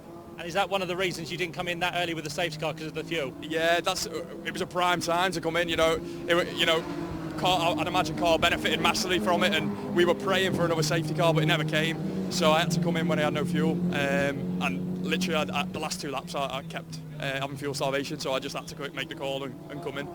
You were really quick before the pit stop as well. You were all over the back of Cole, putting the pressure on, which is what you need to be doing in this race. Yeah, well, that's you know, as hard as it is, you don't want to do that really, because you don't want to destroy your tyres. But it's hard not to do that, you know. And I know Carl from the past, and it's, you know, it's nice to have a good race with him. And he did a great bit of driving around the outside of me, and I just thought, you know, I'll hopefully do the same back. But you know, he pitted early, so I didn't have to do that move. And yeah, I think he, you know, it's going to be an interesting finish. You just had a quick word with your team boss Tim Gray. Any words there from him? Yeah, he was constantly in communication with me. You know, it's a massive help. You know, this is the first time we've had the headsets on and stuff like that. You know, it's a massive confidence booster, knowing, you know, where you are, what you need to do, and it's you don't feel like you're on your own. You feel like it's a team effort then. And he's done a spot on job. You know, the paddle shift and everything from himself. You know, everything, the car, the setup, the advice, everything, you know, comes from Tim. So, you know, I wouldn't be where I was without him. You've done a really good job. You've now got to watch to see how Ash gets on, but I'm sure he'll bring it home for you. Yeah, well, hopefully. I don't really know where we are, to be honest. I think we're in the lead, but I need to go and have a look, obviously, at the timing screens and stuff, and just have a relax. I think it was quite a long stint, so yeah, I'm happy. Good stuff. Well done, Joe. All right, cheers, mate. Thank you. Thanks very much, Matt Suckling and Joe Locke. It was that was down in the pit lane. 39 minutes of the race left to go. Looking at the screens, he's showing in 6th place at the moment, but there's 3 drivers ahead that have yet to make their stops, Josh. And while we were hearing from him, he lost the lap record because Chris Boardman in the E36 M3 that was started by Adam Howarth has gone faster. 1 minute 40.574, which is 3 tenths quicker than what Joe Locke was doing. So that's the car that started from the back, and I think it's going to be in for a top 5 finish, something like that. Here's the car that hasn't pitted. That is Matt Wallace. He's still going. You suggested he would.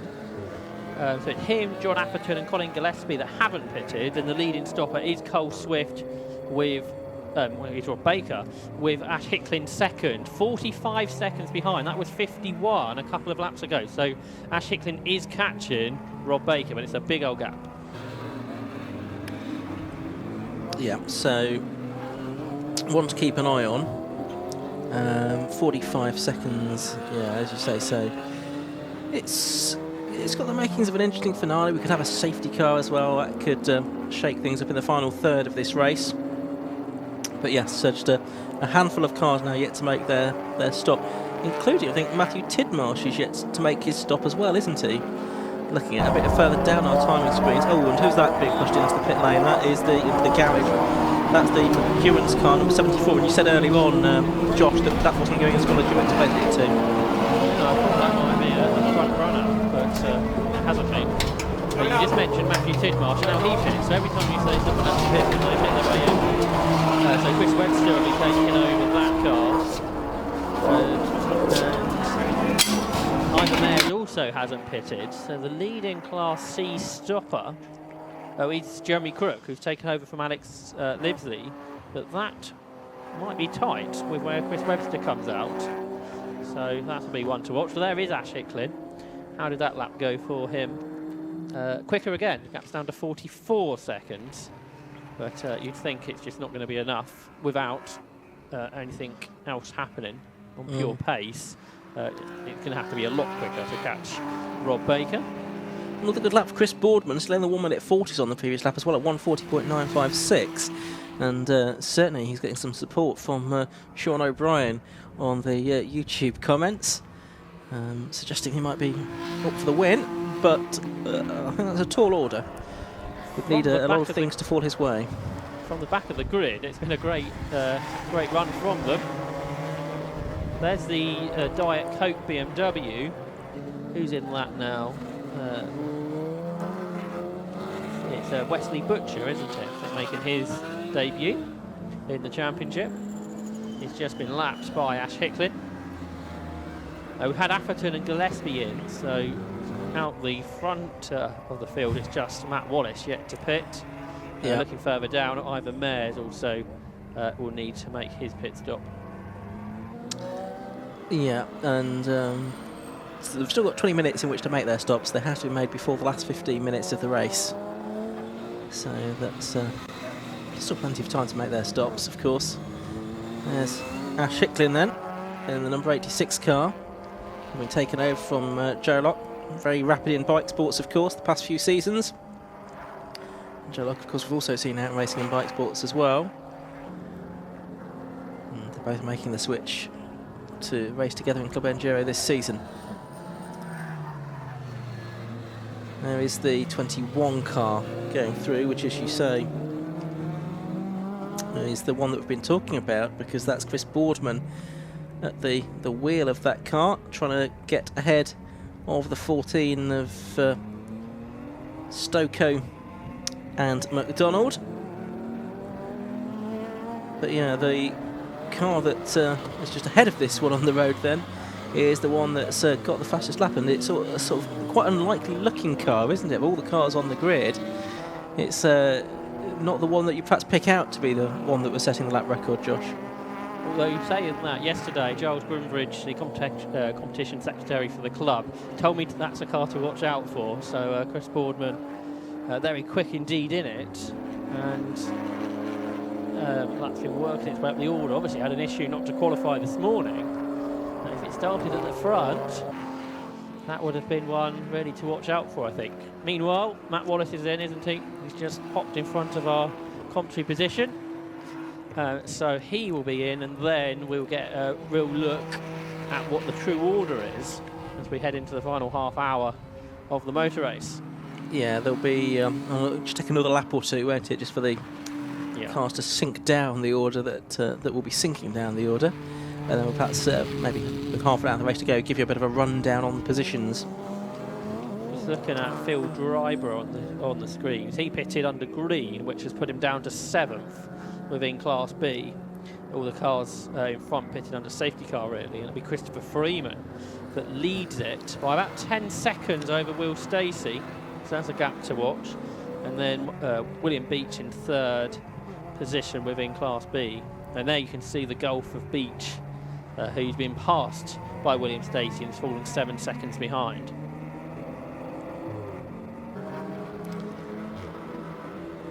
A lot of BMWs heading into Goddard's then, and a Golf as well, in the form of William Beach, as they turn their way through. And you've got the Celica in the background as well, the 827 car. That was in the pits earlier, wasn't it? So that's obviously made it back out again. Rowan Lundy and Richard Lundy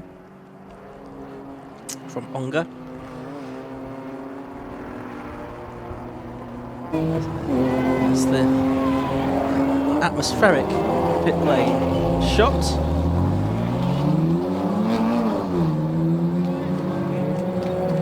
Very arty.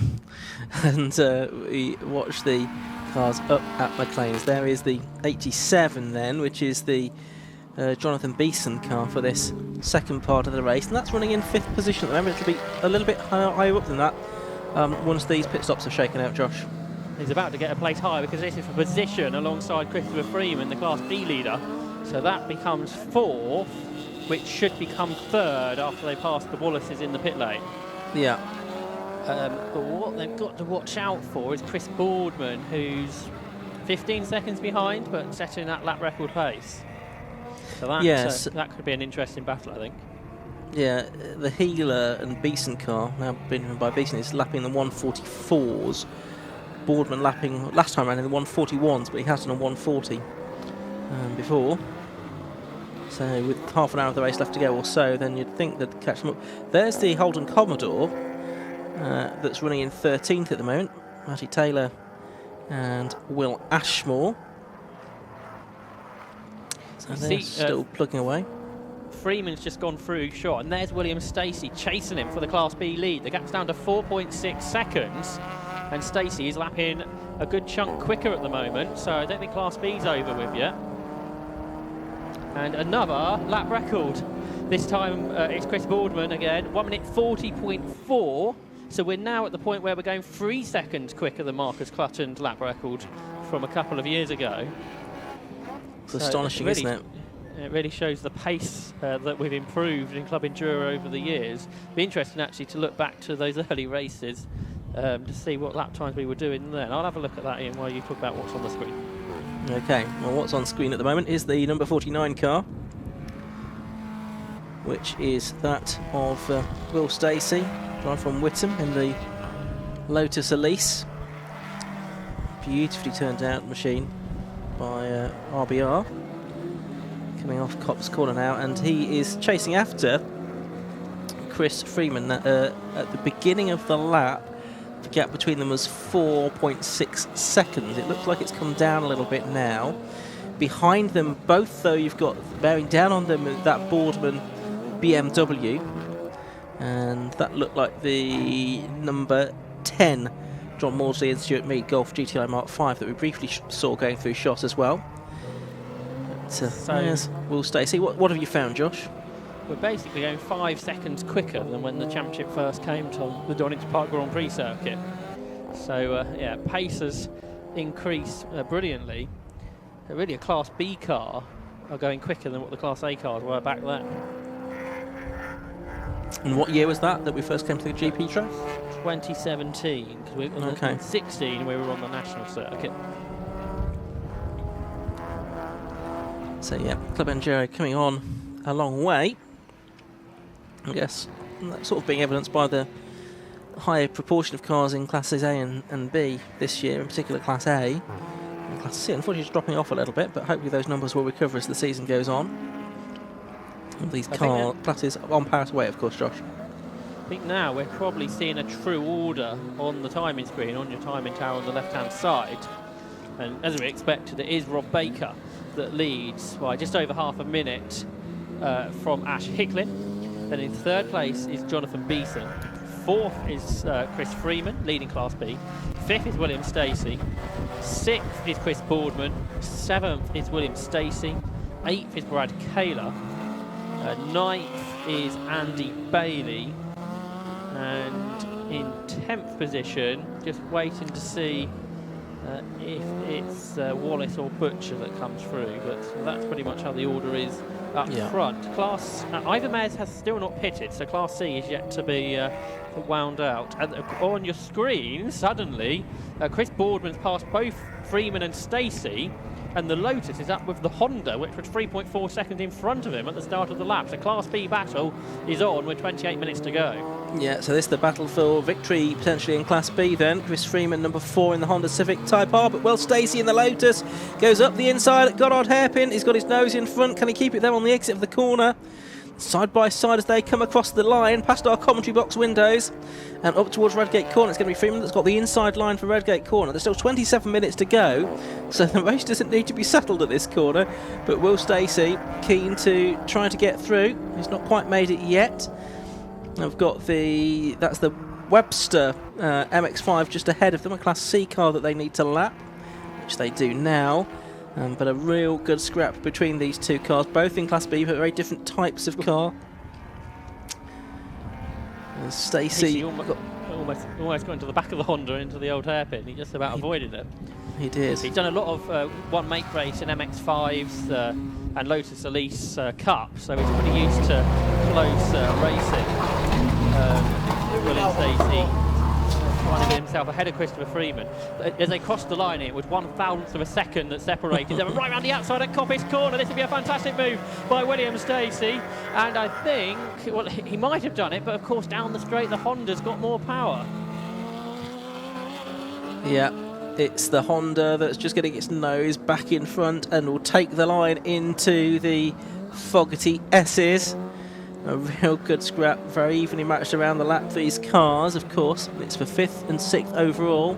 Their best laps are actually nearly 2 seconds apart. Freeman a bit slower than Stacey, quite a bit slower. And they're both single driver efforts as well, these cars now. Stacey's 1.5 seconds under Rob Boston's lap record within Class B, who's of course his team manager.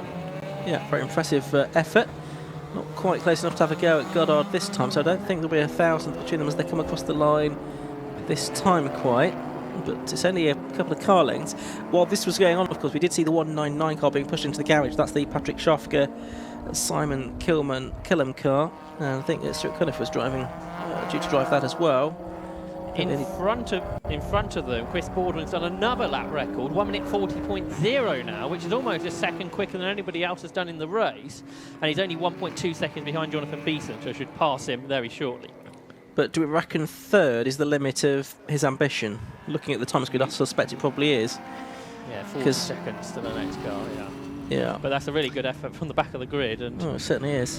And it's a very quick car, so I think Giles was spot on with that, would have been one to watch. Right, what can William Stacey do about Chris Freeman this time? Is he going to set up the outside move into Coppice again? It's a really quick corner, and the Lotus this time tucks in underneath.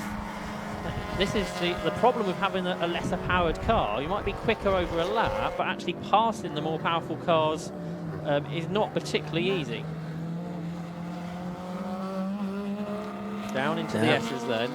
Freeman still in front. Stacey can be quick through here as the cars change direction. The light Lotus is good at that, but of course can't carry any more speed really than the Honda's doing, because it can't run into the back of him. What about the inside line for the Melbourne hairpin? Yeah, he's later on the brakes, and William Stacey this time goes through, but can he hang on down to the next corner, Ian? Yeah, well, it's climb up to Goddard's, and of course in a straight line we've seen the Civic a bit quicker, but I don't think he's going to be able to do anything about him. No, he's not. So it looks like Will Stacey, after a good 2 laps of trying, has finally, or possibly 3, has finally made it through and into the lead of Class B. I'm just looking at how far back is the Beach car in 3rd place within that class. It's quite a way back, isn't it? Yeah, I think he's slower than Chris Freeman. I think it's more that Will Stacey's been so quick to fight his way through. The gap for the lead has come down quite a lot, really. It was 51 seconds when Ash Hickling came out the pits. Last I saw was under half a minute. We're waiting for Hickling to come through again. Whether Rob Baker's just pacing himself, or that car's not running perhaps as quick as it might be. So Ash Hickling will shortly complete his 49th lap. Here he comes across the line. The gap's now 27 seconds. He's going 2 seconds a lap quicker. At that rate, it's not going to be too far away. It's not. We've got 23 minutes left, which is going to equate to 14 or 15 laps, isn't it? I would think. Yeah, about 14 laps, I should think. And 2 seconds a lap, it's going to be close. Yeah, it's going to be mighty close if the continues at that rate. I do wonder if Rob Baker might get a few messages from the team that suggest that he might just want to find a little bit more time, a little bit more pace, and maybe if he is driving within himself and within the car's capabilities, he stops doing that just to make sure he isn't going to get caught before the end. But as you say, it could be a problem for the car. I think Stuart was given up, hasn't he? Oh, it wasn't Stuart in the car, actually. That looked like Peter Montague has got back out, so perhaps Stuart never got into it. Yeah, I don't think we ever saw any blistering times, did we? No, it's still in the 145, so that makes more sense. So I guess really there was no point Stuart driving it. Oh yeah, there he's Stuart. I can see him with the face mask on. Yeah. Well, I guess Peter's the customer, as it were. Yeah, so as there was no result to get, yeah, let him have as much track time as possible. So there's Baker, 144.9. Now, is he stuck behind Steve Cheetham, perhaps? Has he not been able to pass him, and that's what's been holding his lap times back?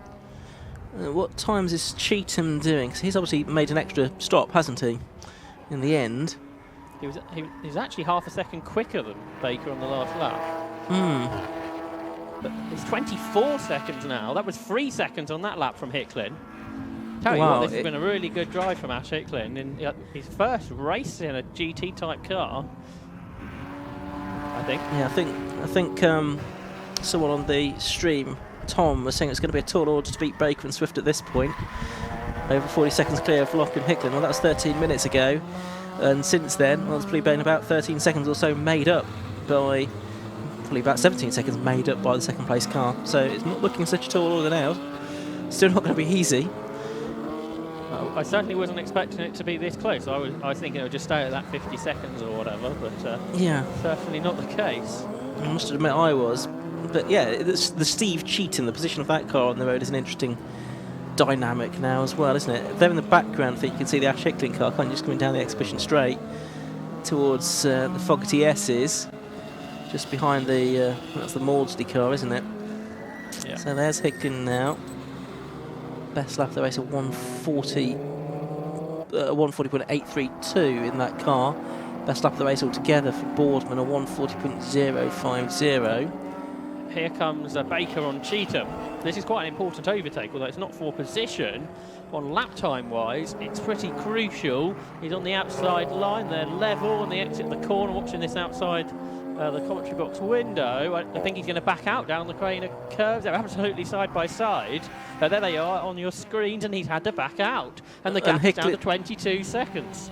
Yeah, that time through, it was 2.6 seconds made up by Hicklin on Rob Baker, who's still unable to get past Steve Cheatham's Porsche then, as they head through Schwann's curve up towards the right-hander at McLean's. Just under 20 minutes of this 2-hour race left to go then. This is proper endurance racing stuff with a chase on to the end. Absolutely great stuff. So they're sort of racing each other, are Baker and Hicklin, although at the moment not on the circuit together. No, but, the lap times are intriguing indeed. We've had a good battle in Class B as well. As far as Class C is concerned, Ivan Mayer's still not been in, has he? So he's leaving his pit stop to the last possible moment. So that's going to be looking like it's going to be Crook and Livesley in best place to win Class C, I would think. Yeah. From Miller and Langridge in second. There's quite a gap between those two cars though. Right, Baker's having another go at Cheetham now, and I think he's done it. The outside line into the hairpin at Goddard. Has he? Kind of, maybe. Just about. Not convincing though. If he can stay ahead, then we'll see what type of lap times he can do in clean air. And Crosses the line quicker, now. It was another high 43, wasn't it? Yeah, it'll be the next lap, which will be the interesting one. Yeah. But what will Hicklin do this time? So it's a 141.3 he did last time through. So he's just going to cross the line now, and he's done a 141.4. So very consistent, and the gap down to just under 20 seconds now. He's gaining at about a second a minute, isn't he? And we've got 18 minutes left to go. Might need to just extend the race by 5 or 10 minutes to see the battle on track. But yeah, the next lap's important to see what Baker can do without the Porsche in front of him. Now, where is Steve Cheetham? He's well done, isn't he? 15th, so that's... of course, he had that extra pit stop for whatever reason. Of course, Baker and Swift in combination, Josh, they won 3 out of the 4 races last year and were second in the other, weren't they? So to beat them will be quite a scout. Well, they're not getting away from Steve Cheetham, is he? No. If anything, was coming under pressure. And they are lapping 2.5 seconds pretty much off what the car's been capable of in this race as well. I guess he's done another new lap record. It's Chris Boardman, isn't it? 140.023, which I think a very small fraction of a second quicker than the previous one. Yeah, 27 thousandths quicker than what he'd done 10 minutes ago. Yeah, that's a quick car, so that's going to be one to watch in the remaining rounds of the championship. Well, here comes Baker. This lap's a 143.7, which is really no quicker than the previous lap. So I think we have got a true chase on. And to Ash Hicklin. Yeah. So it was 22 seconds, wasn't it, from first to second? So you'd expect it to come down to about 20. It's actually come down to 8. Oh, it must have been 20 on the previous lap, mustn't it? It's come down to 18 now. 18.4. 1.2 seconds made on that lap. Yeah, 1.2 seconds made on that lap for Josh. 16.5 minutes to go, as you say. For all of the hard work that Chris Boardman doing, putting in these fastest laps and lap records, it's not actually getting in much closer to Ash Hicklin because they're about 40 seconds apart, and Hicklin is lapping close to the pace of Boardman. He's pushing. It was sideways out the old hairpin was Ash Hicklin. So yeah, he's really pushing on. Now the problem could be if he catches any of these Class A back markers which he can't pass. It's obviously easy to pass a slower car in a straight line, but a Class A car It's more down to how quick he can go rather than what Rob Baker's doing. But this is a real indication, Ian, that Rob Baker and Cole Smith are not going to have it all their own way this year. Because here they certainly don't seem to have the quickest car. Again, good strategy from Area Motorsport, and the car and its fuel tank has allowed them to do that. Yeah. But they're not going to have it easy, I don't think. Seem not. Not this season. Not today. So there is the Ash Hicklin car climbing the hill again towards Goddard's with just about 15 minutes to go. Pit stop window is about to close. Ivan Mayers, according to our screens, hasn't been in, although some suggestion that he has been, but our timer screen says he's not. That lap, there wasn't much of a gain. Rob Baker was better on a 1:43.1, and Hicklin had that bit of traffic, so the gap's only come down to 18 seconds. Ivan Mayers through the pit lane here, and I can see. So, did he get in before 15 minutes? Possibly not. It would have been close. It would have been close. But yeah, he's in the pits now. Yeah, and there are 14.5 minutes of the race left to go. Back stepping out on the number 16 car, Phil Driver's Boxster. Of course, he was leading Class B for a while. I think that slowed Hicklin down too. So he's got this bit of traffic now, which is slowing Hicklin's progress, which could be a problem.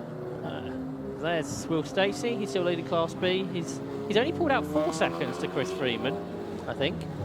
Yeah. Yeah, I'm reading.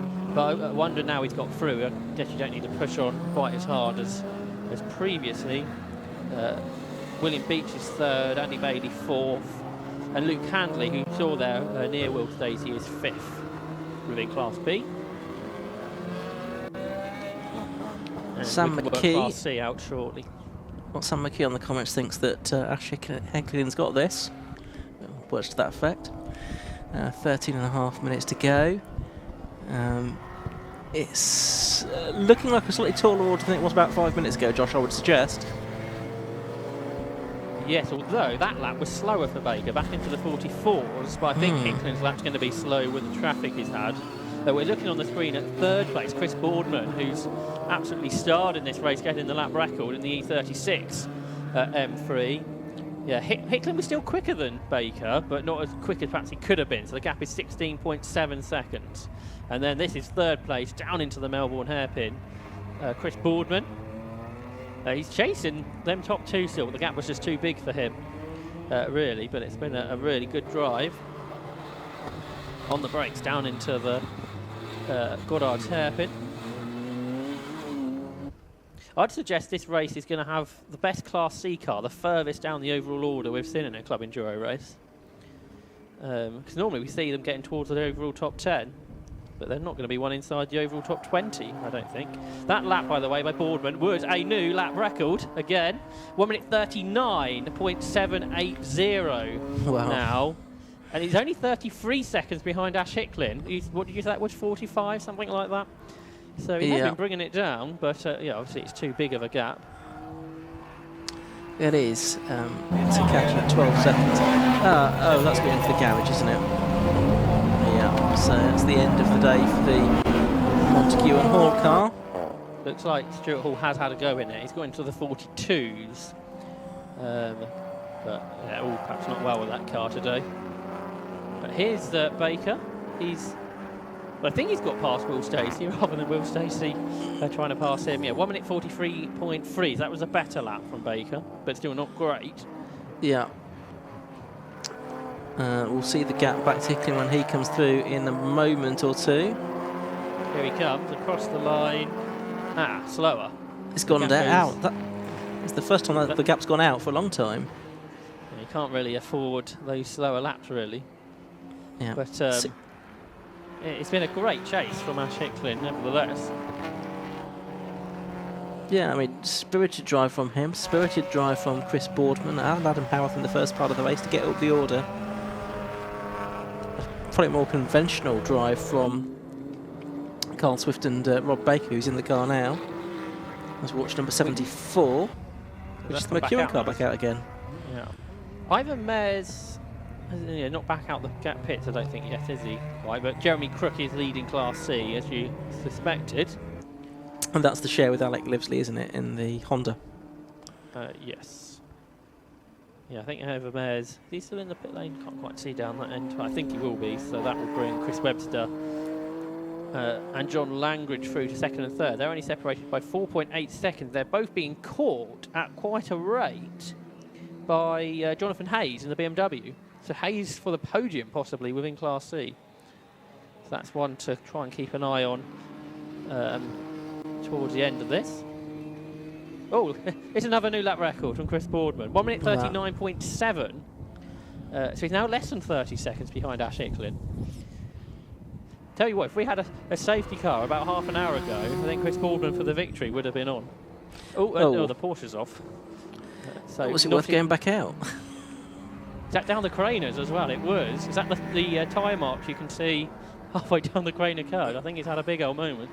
So that like should be in Alex McEwen, who might be back for the pit lane, you'd think.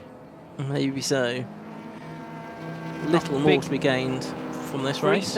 3 seconds caught that time by Ash Icklin. So the gap's down to 13. So it's still possible. Yeah, I think we'd just be 1 or 2 laps too short, maybe.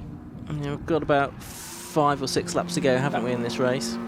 Just shooting through shot there ahead of Rob Baker was the battle for Class C that I was mentioning between Paul Sabiani catching John Langridge. A gap with 1.3 seconds at the beginning of the lap, and that will be for third in class because Ivan Mares has come out in 5th. So Sabiani and Hayes should get third, have got third already, so they're ahead of the Mazda now, and I think they might catch Chris Webster before the end. So that's a good drive as well. And is that the fastest lap? Yeah, I think that car's done the fastest lap within Class C, which is almost 2 seconds under Imran Khan's lap record. Oh, the Holden is pulling off, I'm afraid. Will Ashmore at the wheel of that. It was up inside the top 10 in the early part of the race. It was actually in 10th place immediately before its retirement with 8.5 minutes of the race left to go. That's a big shame for Matty and for Will, because they were running pretty well overall and in Class A. Another slow lap from Baker, 1:44.8. Hicklin across the line in traffic, and a lot of traffic to deal with. He's 3.5 seconds quicker. The gap's down to 10 seconds, but he's got to now deal with all the traffic that Rob Baker's had to deal with in the last 2 laps, which may account for those slower laps. Right, he's got Luke Handley to try to get past, and that is the Colin Gillespie car, isn't it, that's off again? That had been going so well. He got back to 16th position, I think. Yeah, early dramas, but come back strongly, and now within not quite sight of the checkered flag, it's all come to an end. He's well off the road there, down the Exhibition Straight. So hopefully we'll be able to continue towards the end of the race without any more hiccups. Chris Boardman's only 37 seconds off the lead of the race now. He's going 5 seconds quicker than Rob Baker. Even the laps that aren't lap records are very quick laps, because that last lap was a 1:39.817, just a few hundredths off his lap record of 1:39.758. There is Class C, that is the Class C leader, isn't it? We can see at the moment Jeremy Crook in the Honda Civic. We've not seen too much of him during the course of this race. He is a fair distance clear of the Tidmarsh and Webster Mazda MX-5, car number 8 that's in second place within that class, although that has an exclamation mark next to it at the moment, which suggests it might have a penalty being applied. We'll see what we can find out about that. 5 seconds, I think, so that'd be track limits. Yeah. Better lap from Baker, 1:42.8, so out the traffic. That was a quick lap, and Hicklin's having to deal with the traffic, and he's slower therefore, so that was some of the reason for those last 2 laps. Now I think it's going back into the direction of Rob Baker's hands. 11.7 seconds the gap. Yeah, I think you're right.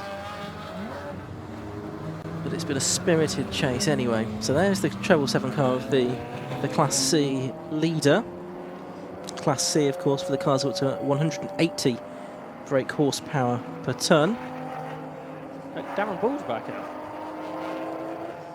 And he's Cayman. He's not going any quicker though. He's done 28 laps in the race compared to 59 of the leader. So they've tried to fix it, but it doesn't seem to be any better really. So we've got 5.5 minutes to go. There's a smoky car down the Craners, which is concerning.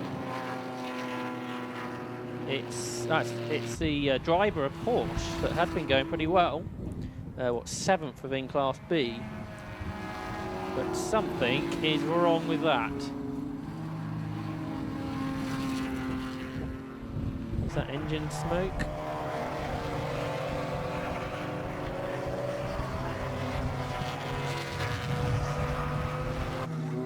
It doesn't look good either way, which could be making the track a bit slippery for the end of the race.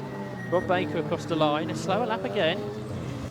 He seems to be struggling in traffic, Rob Baker. 1:44.4. What have we got left? 3 laps, I think. And the gap is 10 seconds. And there is Ash Hicklin across the line, who has dealt well with, I think, all that traffic.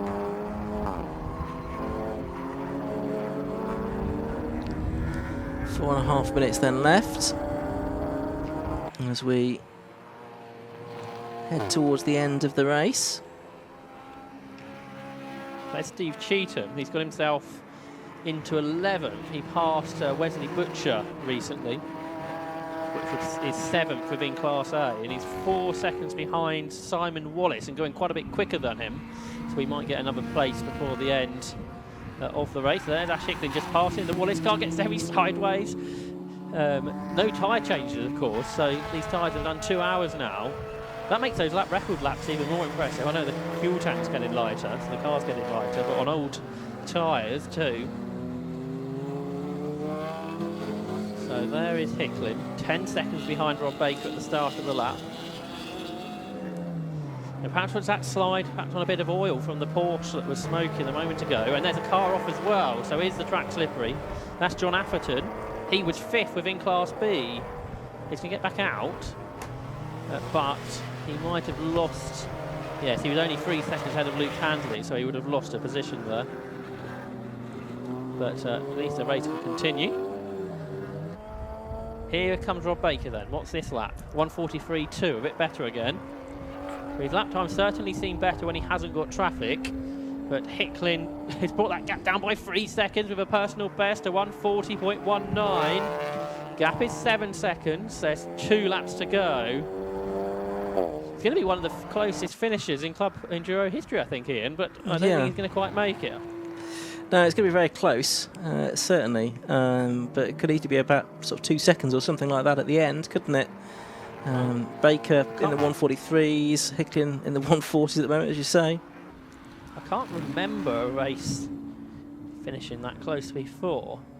Just having a Silverstone last year was 6 seconds.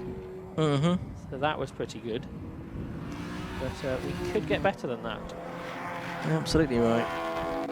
And yeah, very, very tight. And considering that Hicklin and Locke took their mandatory pit stop under green flag conditions rather than under a safety car, they've had to sort of overcome that, haven't they? Yeah. And they've done a fantastic job to almost sort of unwind that disadvantage that they've been well, not been given. It's just that when they chose to stop, when they needed to stop. Very quick through the chicane with Rob Baker, really pushing on. So he's got 1 lap to go. You can see the Hicklin car now in the same shot. Yeah. With 7 seconds, but yeah, it's not. Well, you'd think it's not going to be close enough. I wonder if he's struggling with his front tyres, because of course putting all the pressure through the front tyres on the front-wheel drive car. 2 hours is a long time. So I'm saying 1:42.7. That was a better lap again. But Hicklin's quicker. The gap's down to 5 seconds. I think we are going to get the closest finish with Sailing Club Enduro, but not an actual on-track battle between the top two. No, it doesn't look like it. Class B. Oh, is that car slowing a little bit? It looked like it might be. Class B looks like it's going to go the way of Will Stacey. And Class C, as we've said, to Jeremy Crook and Alec Livesley. But here's the second place car turning its way through the old hairpin. It's been a great drive from Joe Locke in the first part, Ash Hicklin in the second part, but yeah, that gap looks as if it's a little bit bigger than 5 seconds now, if anything, Josh. Yeah. And it hadn't had any traffic, has he, Rob Baker, so that's going to help. Yeah. But perhaps there's a bit of a problem with the M3 maybe. Or has Nevertheless, Ash Hicklin realised he's not going to catch? Nevertheless, 3 out of 4 wins last season, and at the end of 2019, Swift and Baker won 3 on the trot in this car, didn't they? So that'll be, what, 7 wins out of the last 8 TEGIWA Club Enduro races for this combination. And it's the only time they've driven that car is in those 8 races. So it's only that Alton Park loss that this car has had. But this race has certainly been rather close to comfort for them. Clock's counted down. Yeah, that pit stop was the crucial moment in the race for them. Yeah, clock's counted down to 0, so we're going to get the checkered flag. This time, Rob Baker turns out of Goddard's the hairpin and comes through to take the checkered flag and win round 1 of the 2021 TEGIWA Club Enduro Championship. And the margin of victory in the end, just under 4 seconds, 3.835 seconds over Ash Hicklin in second place. Thanks very much, Ian. Yep, down here with our race winner from that Club Enduro race, which of course is Rob Baker and Carl Swift. Rob, many congratulations. First win of the season in Club Enduro. It keeps the winning record going as well for you. How was that race? A long stint towards the end? Yeah, long stint. Extremely difficult. We knew we weren't going to have the greatest pace around here. We knew we'd be, there or thereabouts, but with the 2 hairpins, Donington's a really rear-wheel drive biased track. And then I had contact about 10 minutes into my stint, which has put the steering wheel close to 45 degrees out, and it's 3 tenths down the straight. So, I mean, that's all the excuses out of the way. Obviously, the guys were keeping me updated on the time, picked up the pace a little bit at the end. Mid-stint, we had a 50-second gap, so we just cruised a little bit, knocked a second and a half off the pace, and then picked it up and again, and when they were 5 seconds behind, I think, at the line. So, yeah. I think that's the thing as well, as a race leader, and you're getting the information through every lap, what's happening behind. You don't really have to push, do you? You just have to make sure that gap is maintained as best you can. Yeah, correct. I mean, what you don't want to do is turn up with 5 minutes to go with the car that you've been going slower because you know the gap, all of a sudden on your bumper, and then having to push like crazy. So you need to manage the gap and manage the time, that you can lift off as such. But it's going to be a big season, this, because, I mean, Henderson unfortunately dropped out, but that Lotus has got serious pace, as it's shown last year. Joe Locke and Ash Hicklin's E46, as we saw today, is extremely fast. Arguably the fastest car out there. I think there was another E36 BMW that went over a second and a half quicker than we did on lap time, so it's certainly going to be an interesting season. And it's probably the right call you had there to make the pit stop under safety car, because otherwise you could have been the chasers, because you kind of made most time up in the pit stop. Yeah, exactly. It was a bit risky because Carl saw the BMW was cleared. So the safety car could have came in that lap, but it didn't, so he dived in. We took the stop, and fortunately we did, because I don't think there was another safety car after that. So a good job for you and Carl to start the season once again. It's going to be a good year, I reckon, for you in the Club Enduro Championship. Well done. Yeah, let's hope we have a good season of racing, and thanks to all the marshals, and fingers crossed we can get a full season this year. Yeah, we're finally underway, which is a good thing. Well done to you, Rob. Brilliant, thank you. Cheers. There we go then, Rob Baker and Carl Swift, winners of the first Club Enduro Championship race of the year here at Donington Park. We've got lots to look forward to from them throughout the season, but for now we've got our penultimate race of the day to look forward to, as it's back to bike sports.